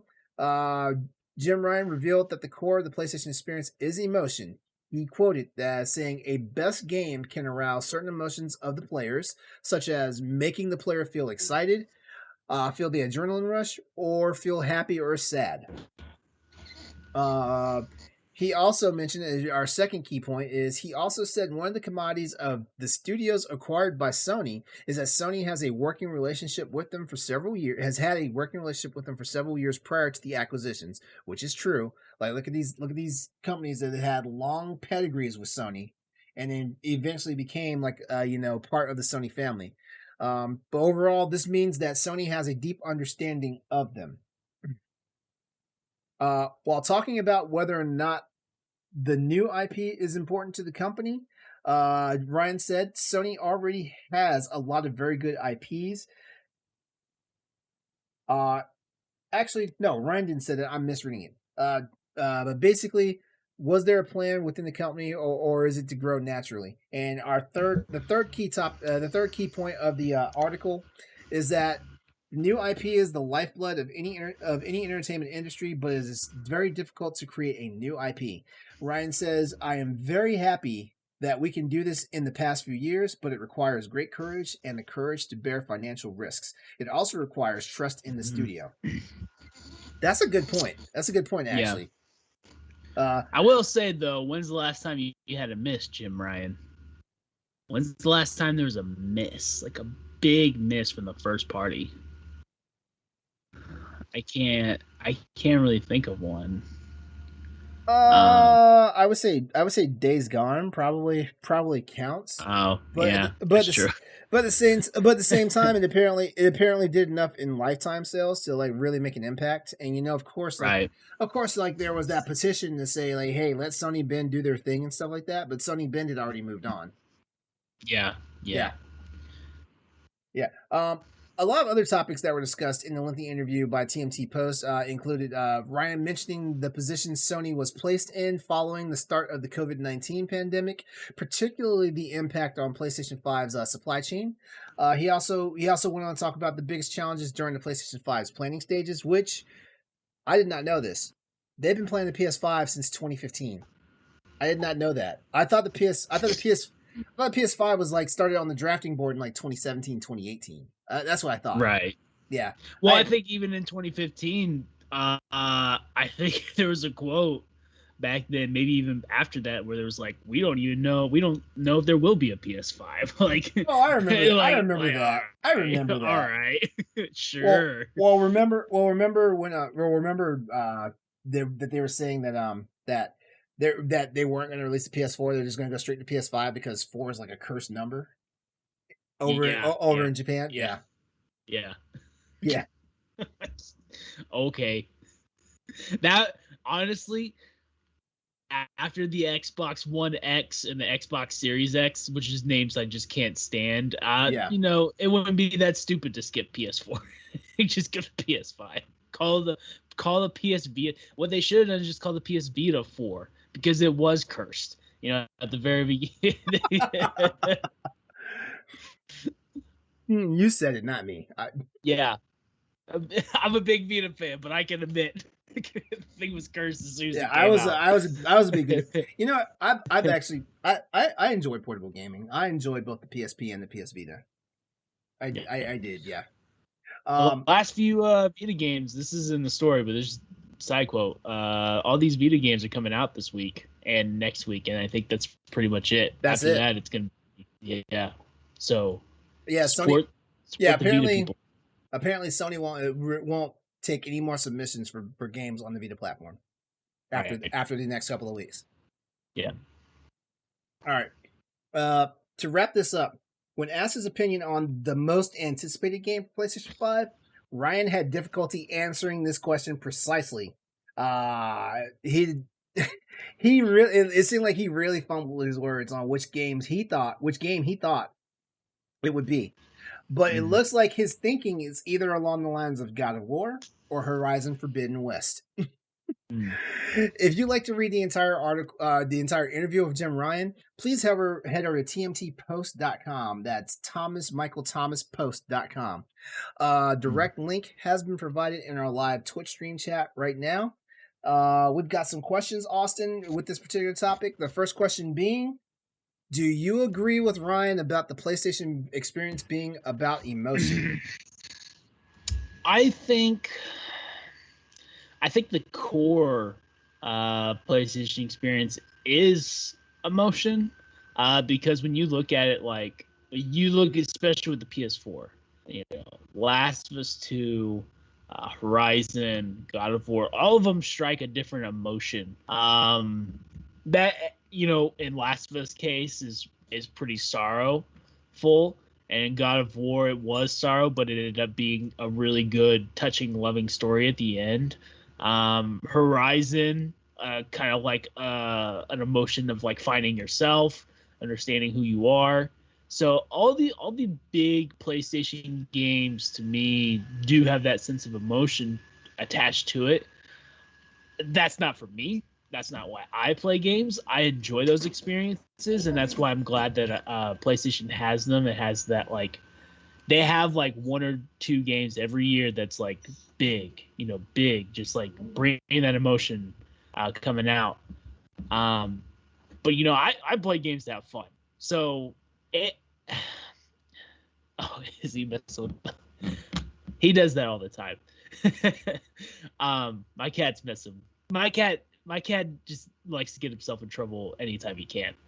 But it's always going to be like, for me, it's always going to be for the PS4. It was that.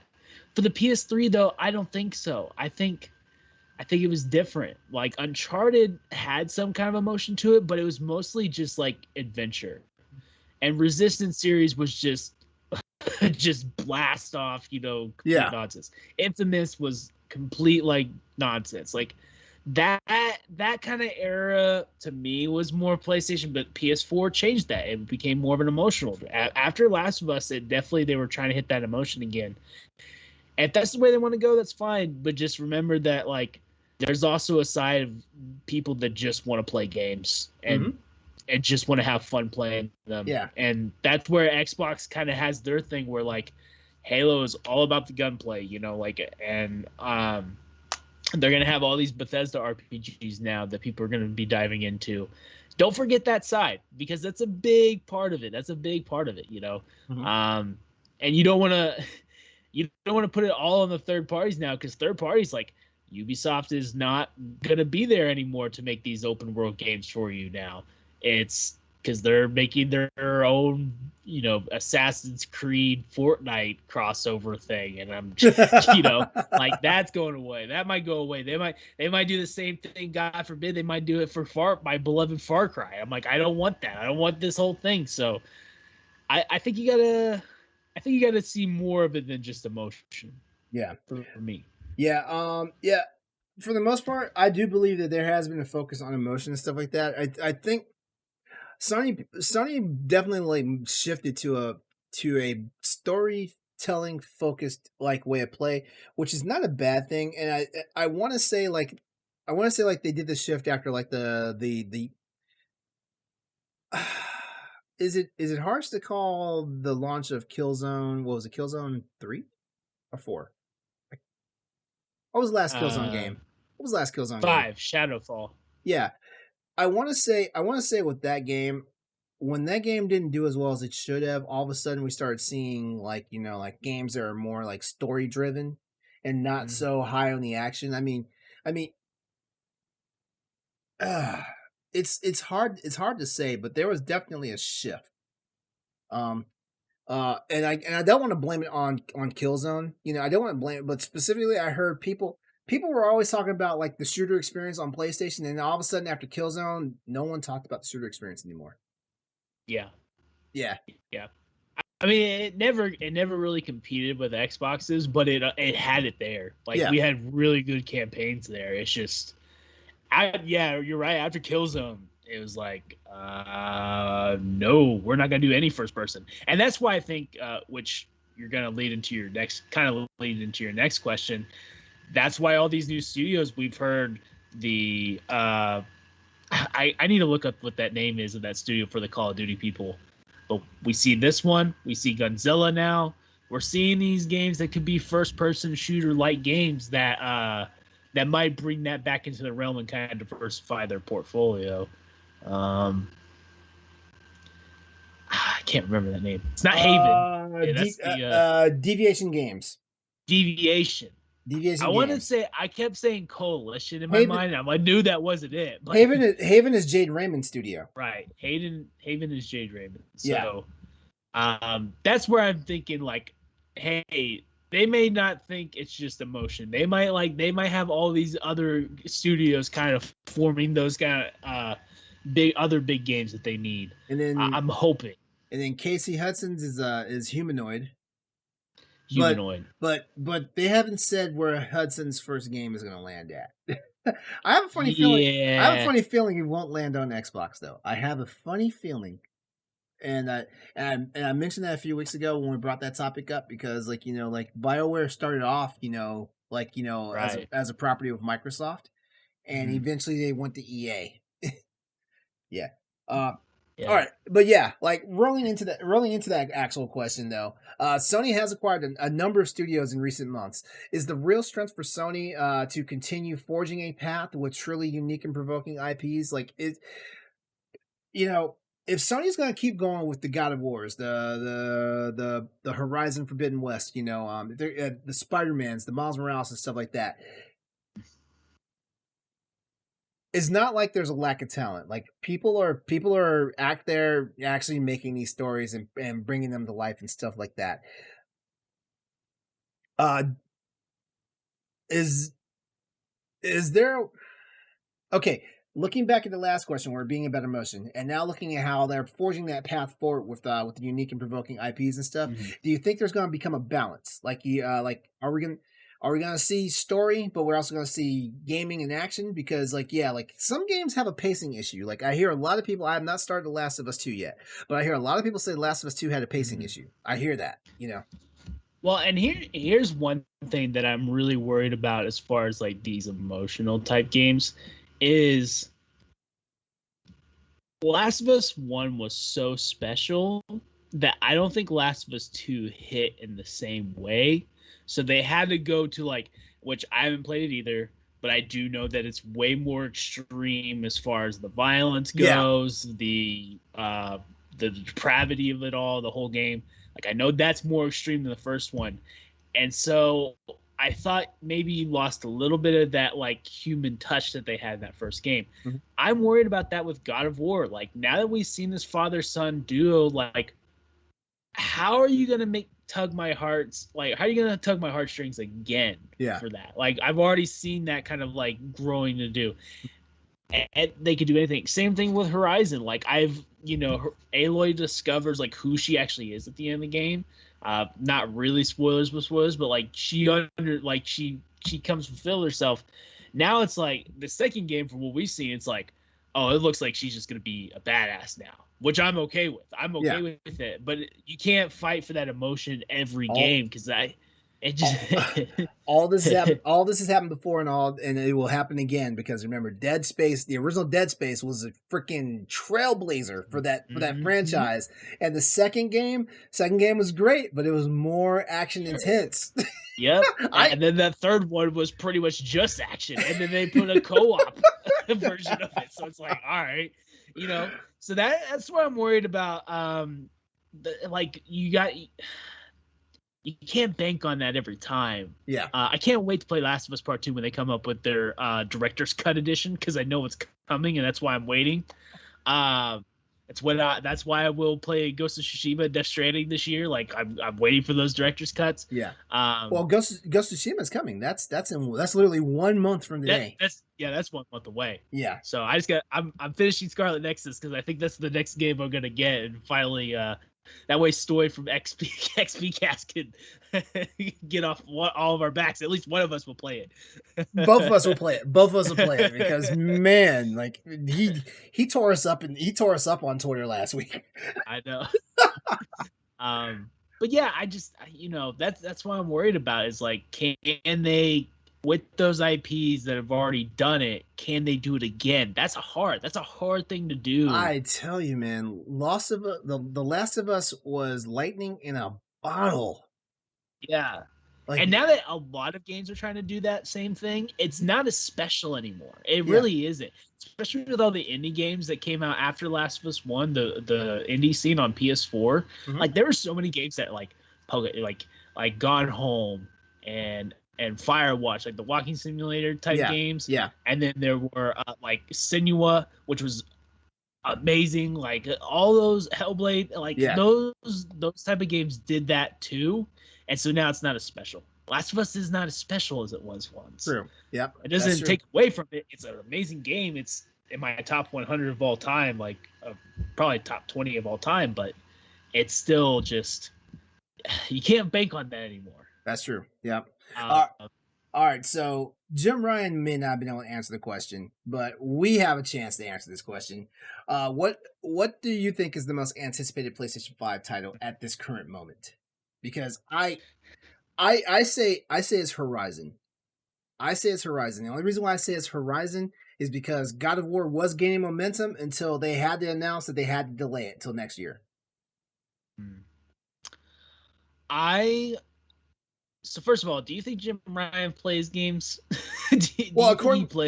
According to the interview, because I read about 4/5 of the interview.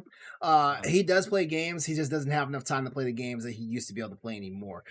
If we go, hold on. I'll let me look at that article right now. And I'll tell you exactly what he said when he was asked that question. Actually, he was asked, as a CEO of an entertainment company, do you often play games? And his response was, not as often as I would like, but I do play as often as I can. I'm currently playing Ratchet Clank Rift Apart.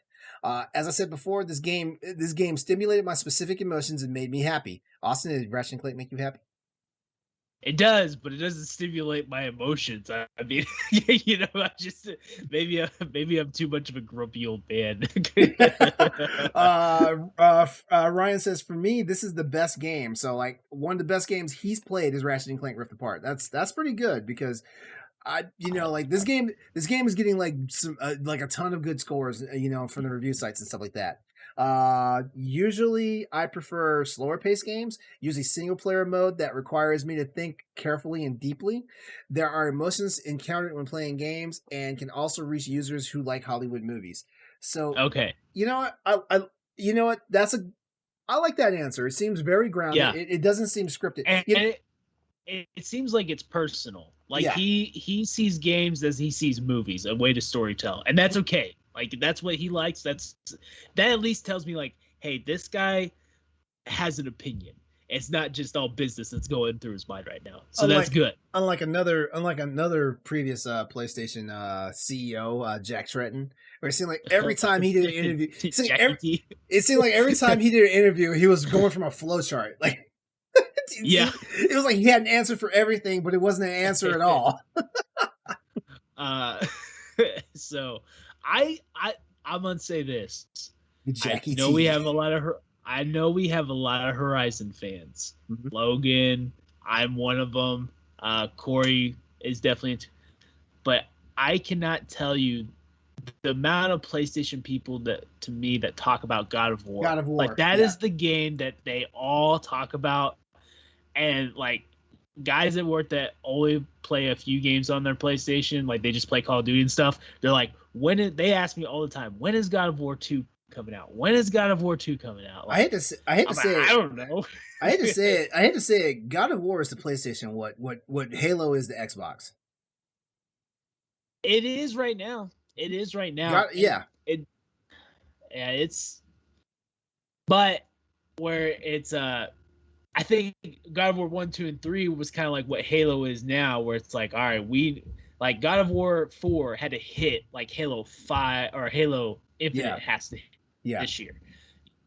And it did. It hit it out of the park, and so now everyone's excited about it again. So, yeah, I think it has to be God of War. I think a lot of people are excited about Horizon, but I think God of War is the one that is the biggest. Well, I say this: we'll know for sure when the God of War state of play happens, and I'm not saying that's the next state of play. I'm not saying that. Yeah, Rumor Control last week said that, but I'm not saying that. Yeah. Speaking of Rumor Control. Mm-hmm. Yeah, as a matter of fact, we might as well roll right into Rumor Control right now. We're in the final heat of the evening here, so let's get it. All right, so this is Rumor Control. As a quick recap, Rumor Control is basically the segment of the show where we talk about all the stuff. There's always like crazy off the wall news happening in the gaming community and stuff like that. So we here have a segment called Rumor Control that's basically here to talk about them and to either confirm or debunk some rumors, because some of them are crazy. Some of them are crazy, like the rumor of Dead Space being the next remake. That's crazy. There's nothing that leads up to it yet. So, but we're not talking about that tonight. What we are talking about though is PlayStation and Netflix could be teaming up for a game streaming service. That is a credible rumor that bears Crossroads investigation tonight. Yes. All right. The source for this is Rory Young over at GameRant.com. This past week, reports revealed that Netflix was planning to enter the game streaming industry. The idea that Netflix, the industry leader in video streaming, might soon be competing with Xbox, Google, Amazon, and others is an exciting possibility. But now, the story has grown even more intriguing. A recent discovery found within the Netflix app,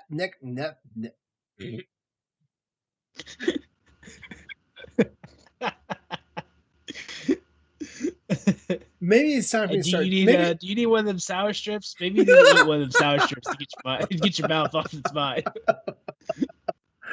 Your mouth needs a hit right now. It's like, I need more. Yeah.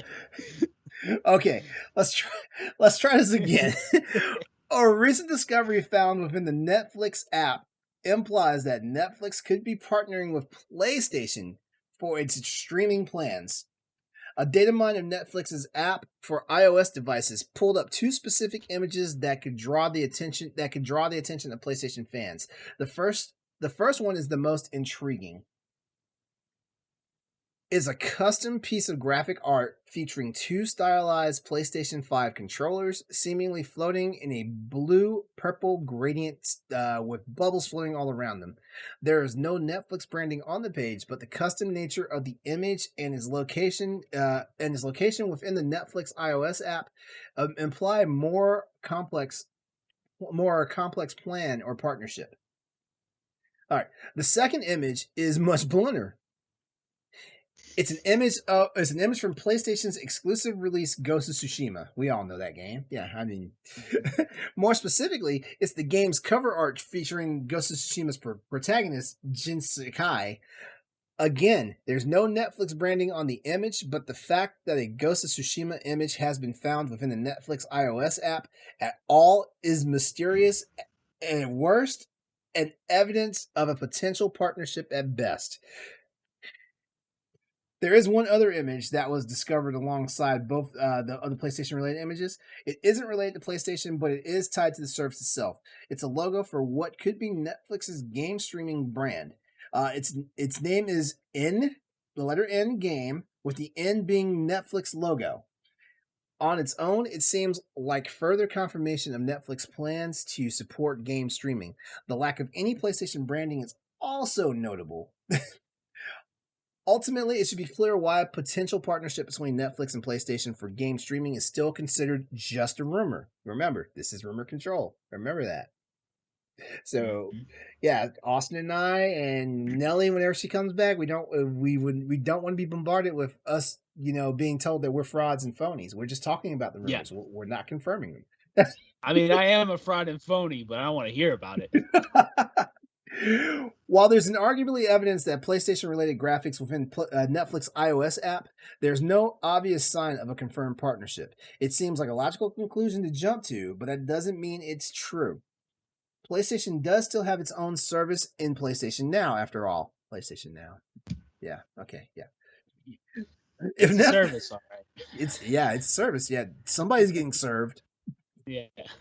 If Netflix is partnering with PlayStation for its game streaming, it would be a major announcement. A Netflix partnership would have significantly more potential than PlayStation Now. It could even be argued that the moment Netflix launches its PlayStation partnered game streaming service as part of its current subscription plan with no price increase, that's crazy, by the way. That's crazy.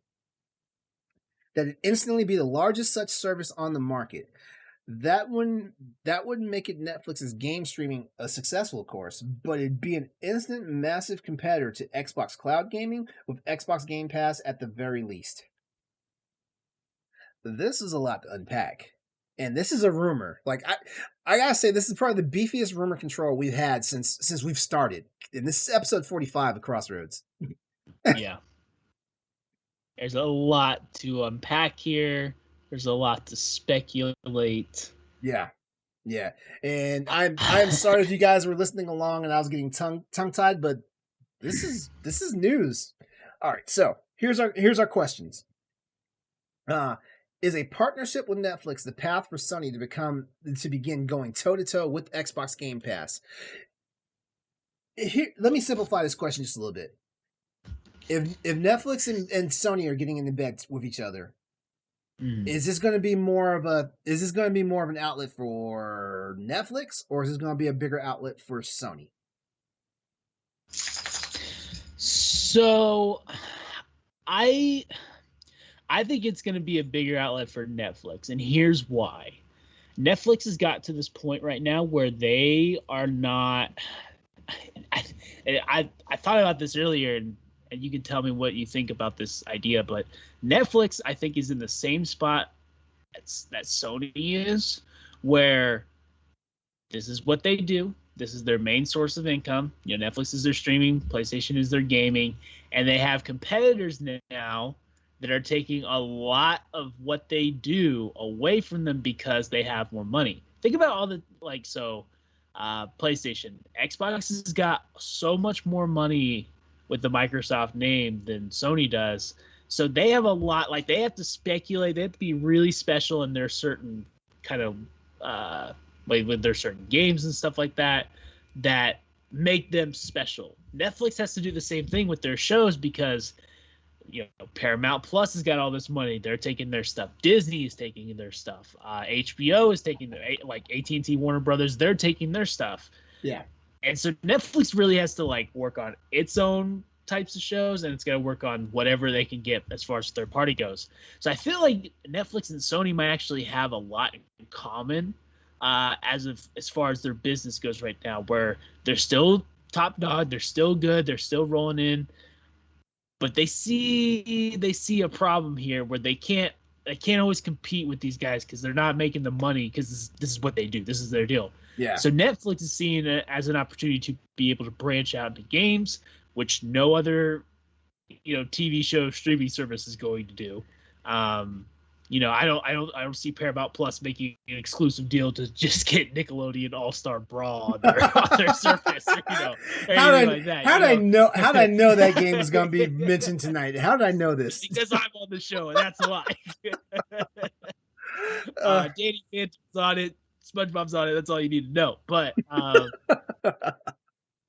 so I think Netflix is gonna be able to a way to diversify. Mm-hmm. What this means, this could mean so many things. Where, like I said before the show, this could be just Netflix 6 months free with PlayStation Plus or something, or permanently if you have PlayStation Plus you get Netflix free or something like that. That would be cool with me.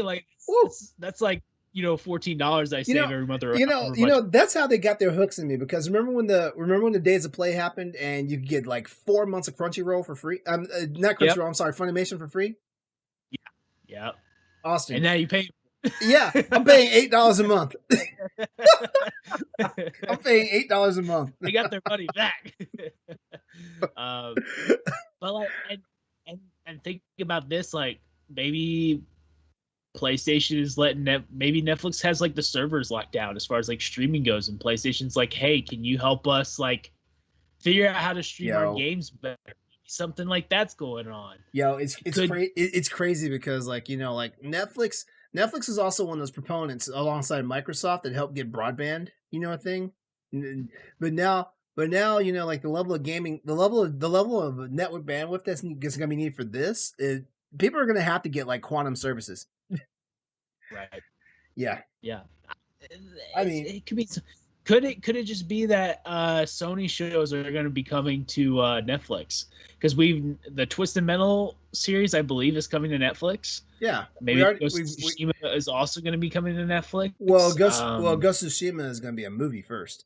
I think that's set to be in theaters. Okay. Yeah, I thought it was for a show for some reason, but yeah, maybe they've got like a TV show deal going on for their properties. I think that'd be pretty cool. But in like the biggest prediction possible, like PlayStation Netflix team up, you get with PlayStation Plus, you get Netflix. With Netflix, you get PlayStation Plus, and vice versa, whatever. Or you get a dude, can you imagine signing up for Netflix? You don't have a PlayStation, but you get PlayStation Plus for free with your subscription. That would sell hardware. That would sell hardware. Yeah. I mean, who knows? And then I get on my Netflix app on my phone, and now I can stream PlayStation games or something like that. Maybe that's what we're going. That would be like so far, like that would have to be to me like that would be like, oh, Sony and Netflix are like in the bed together and they're married. Like they're married for good. Like at this point, like they're married. They're having the most lewd affair known to imaginable. Their lovemaking does not end at this point. Like I just don't understand. It's such a wide spectrum of what this is why it's rumor control. This is why it's rumor control. Yeah, it's like the possibilities are endless, and also just like the chance to disappoint. Now very high. Now the other reason why this is on rumor control is because neither Netflix or Sony have come forward and said there's no standing or no truth to the speculation. Hashtag consummation. All right. Well, I have a really good question for you, brother. How about the back catalog of PlayStation games? Are we looking at a realm of backwards compatibility gaming where we could get a bona fide virtual console full of nothing but PlayStation titles? If Netflix can make a way for me to download Resistance 1 through 3 on my PlayStation, I don't care what they got to do. If we can get, Austin, I don't know, man. I feel like you would do very dirty things for Nathan Hale, like a lot of people would for Commander Shepard. If Netflix even wanted to make a Stranger Things crossover with Resistance, I would take it. I would take it at that point just to get Resistance back on this thing. I want all of our viewers and listeners of Crossroads right now to understand this. We are on episode 45 of Crossroads, so I want to say since episode 26, the episode after we had Nick Apostolides on from Resident Evil, Austin has found some way to mention Resistance 1, 2, 3. Yeah. Every episode. I just want those games so bad, man. Just let me play them on my PS5. Be great. I swear, Austin. Every time you mention Resistance, I get like the tinglies and the warm and fuzzies because I would love to play it. And I don't know what's stopping me. I can just like hook up my PlayStation 3 and just play the damn games. Well, what's crazy is like my favorite series of all times, like BioShock, I can play. Dead Space, I can play on my Xbox. Like, yeah. I can play these games, but I can't play Resistance unless I go drag my PS3 out. Yeah. Which I bought. have bought from a girl who was mad at her boyfriend and is like, I just want this thing gone. You can have it for $20. I was like, you have no idea what you just gave me, but I'll take it for $20. Don't let him know where I live. You know, just like, you know, like I'd have to drag that thing out. But I just like, come on, anything you can do, Netflix. If you want to put Stranger Things in the Resistance, I'll take it. I'll take it at this point, okay? You want to give me an Umbrella Academy game that I gotta, you know, play through, like a Telltale Umbrella Academy game that's going on now? Go ahead, give it to me. Whatever. Austin, do I need to basically to like help you sleep better at night? I still have in the packaging like the Chimera action figure that came with the Resistance 2 Deluxe Edition. Do I need to give you that? It's still in the packaging and everything. I mean, if you can just give me a picture of that would satisfy enough. Like I just, you know what? Out of all, like I'm a Trekkie. I love the Aliens franchise. Out of all the creature designs I have seen in science fiction, the Chimera is one of the coolest freaking alien designs I have ever seen. Yes. It's up there with the Xenomorph. Like I literally put it up there with the Xenomorph. It's like such a great design. And the crazy part is, like, which one do you think is more intelligent? Do you think the Xenomorph is more intelligent or the Chimera? Because Chimera can use actual weapons. Yeah. The Xenomorph is the weapon. Yeah, I think, well, if you ask me which one's more intelligent, I would say the Chimera. But if I had to choose between one Chimera and one Xenomorph, I think I'm gonna take the Chimera because I don't know. I do not want to mess with the Xenomorph, man. I feel like the Xenomorph is just the apex predator. Yeah, like, it doesn't matter. Nope, good. Oh, God. I don't want to mess with the predator. I want to mess with the Xenomorph. Just get him away. I should clip this and send it to David Lasby because David Lasby, he and I both are like big fans of the Alien series, and man, he's foaming at the mouth for Aliens Fireteam. He's foaming at the mouth. Can't wait for it. Like I'm still not 100% sold on it, but I'm probably gonna get it. But yeah. Well, David also liked Colonial Marines, so take that as you will. Yeah. He's. But you know what? Hey, you know what? He loves the franchise, so you know that's a dyed in the wool like franchise fanatic. You know, like he takes the good and the bad. Like, you know, like not even a lot of Star Wars fans like the prequels. I do. But I'm a weirdo. I don't have a problem. I don't have a problem with the prequels. I had the problem with Revenge of the Sith, even though Revenge of the Sith had some great action scenes. But you know, it is what it is. There you go. That's your rumor control for tonight. If you guys think that PlayStation and Netflix are hashtag consummating, hit us up at PS_Crossroads on Twitter. Let us know what you're thinking. We're gonna go ahead and wrap this show up tonight. I think we've taken up enough of you guys' time. All right, so that's our show for tonight. As always, we'd like to give you a big thanks for tuning in to Crossroads, the PlayStation podcast. Before we go, here's how you can stay connected with the crew. It's just the two of us tonight. So, Austin, plug yourself. You can find me at PlateStation on Twitter. You can add me on PlayStation at PlateStation. You can ask me for my Switch code if you so wish.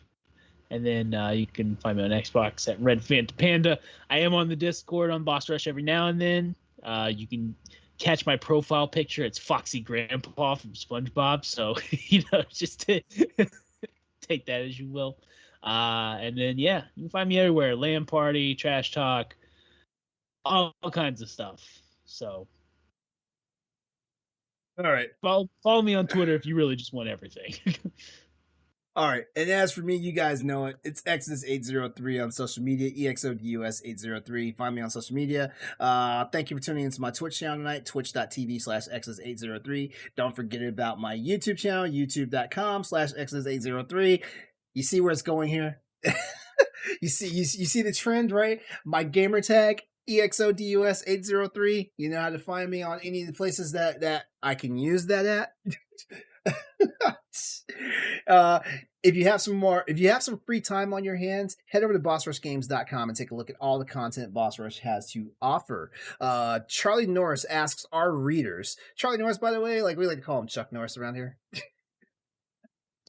He asks, what popular game do you dislike in the July 20th edition of the Boss Rush banner? Nintendo Power Block was absolutely gushing over the recent release of Monster Hunter Stories 2 in episode 253. I was on that episode. Like, they actually let me out of my cage onto Crossroads. I mean, onto Power Block. Might not have been the best thing for them, but you know, hey, it gave me a chance to let me do my thing. So there it is. Also, check out the recent review for the finale of Marvel's Loki, thanks to our very own Logan at Boss Rush Entertainment. Don't stop with any of my recommendations, though, because there's plenty of other shows and editorials available over at bossrushgames.com. Crossroads, the PlayStation Podcast, wants you to come join the Boss Rush Network Discord. There's a ton of communities in there to find, and if you like to talk about games, entertainment, food, stuff like that, you know where to find us. The invite's actually in a Twitch stream live right now. Don't forget, you can chat with us and keep the conversation going by hitting us up on Twitter at PS_Crossroads to dish on more news, events, and topics while we get ready for next week's installment of the show. That's right, Crossroads is a weekly show unless there's a holiday or a death in the family. Or the computer doesn't work. Because that almost happened. Or the computer doesn't work. Yeah. Or someone's trying to make an addition to their family. It won't happen on Tuesdays.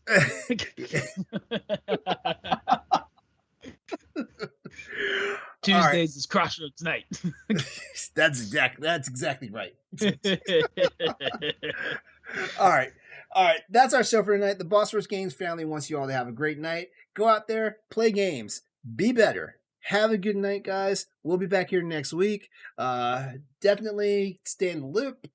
I don't have anything philosophical this time, I don't need. This is a good week for us. I didn't have to tell anyone to be nice, don't be a dick, things like that. So hey, play games, be better. That's it. Good night, y'all. We will see you next week. Play Resistance.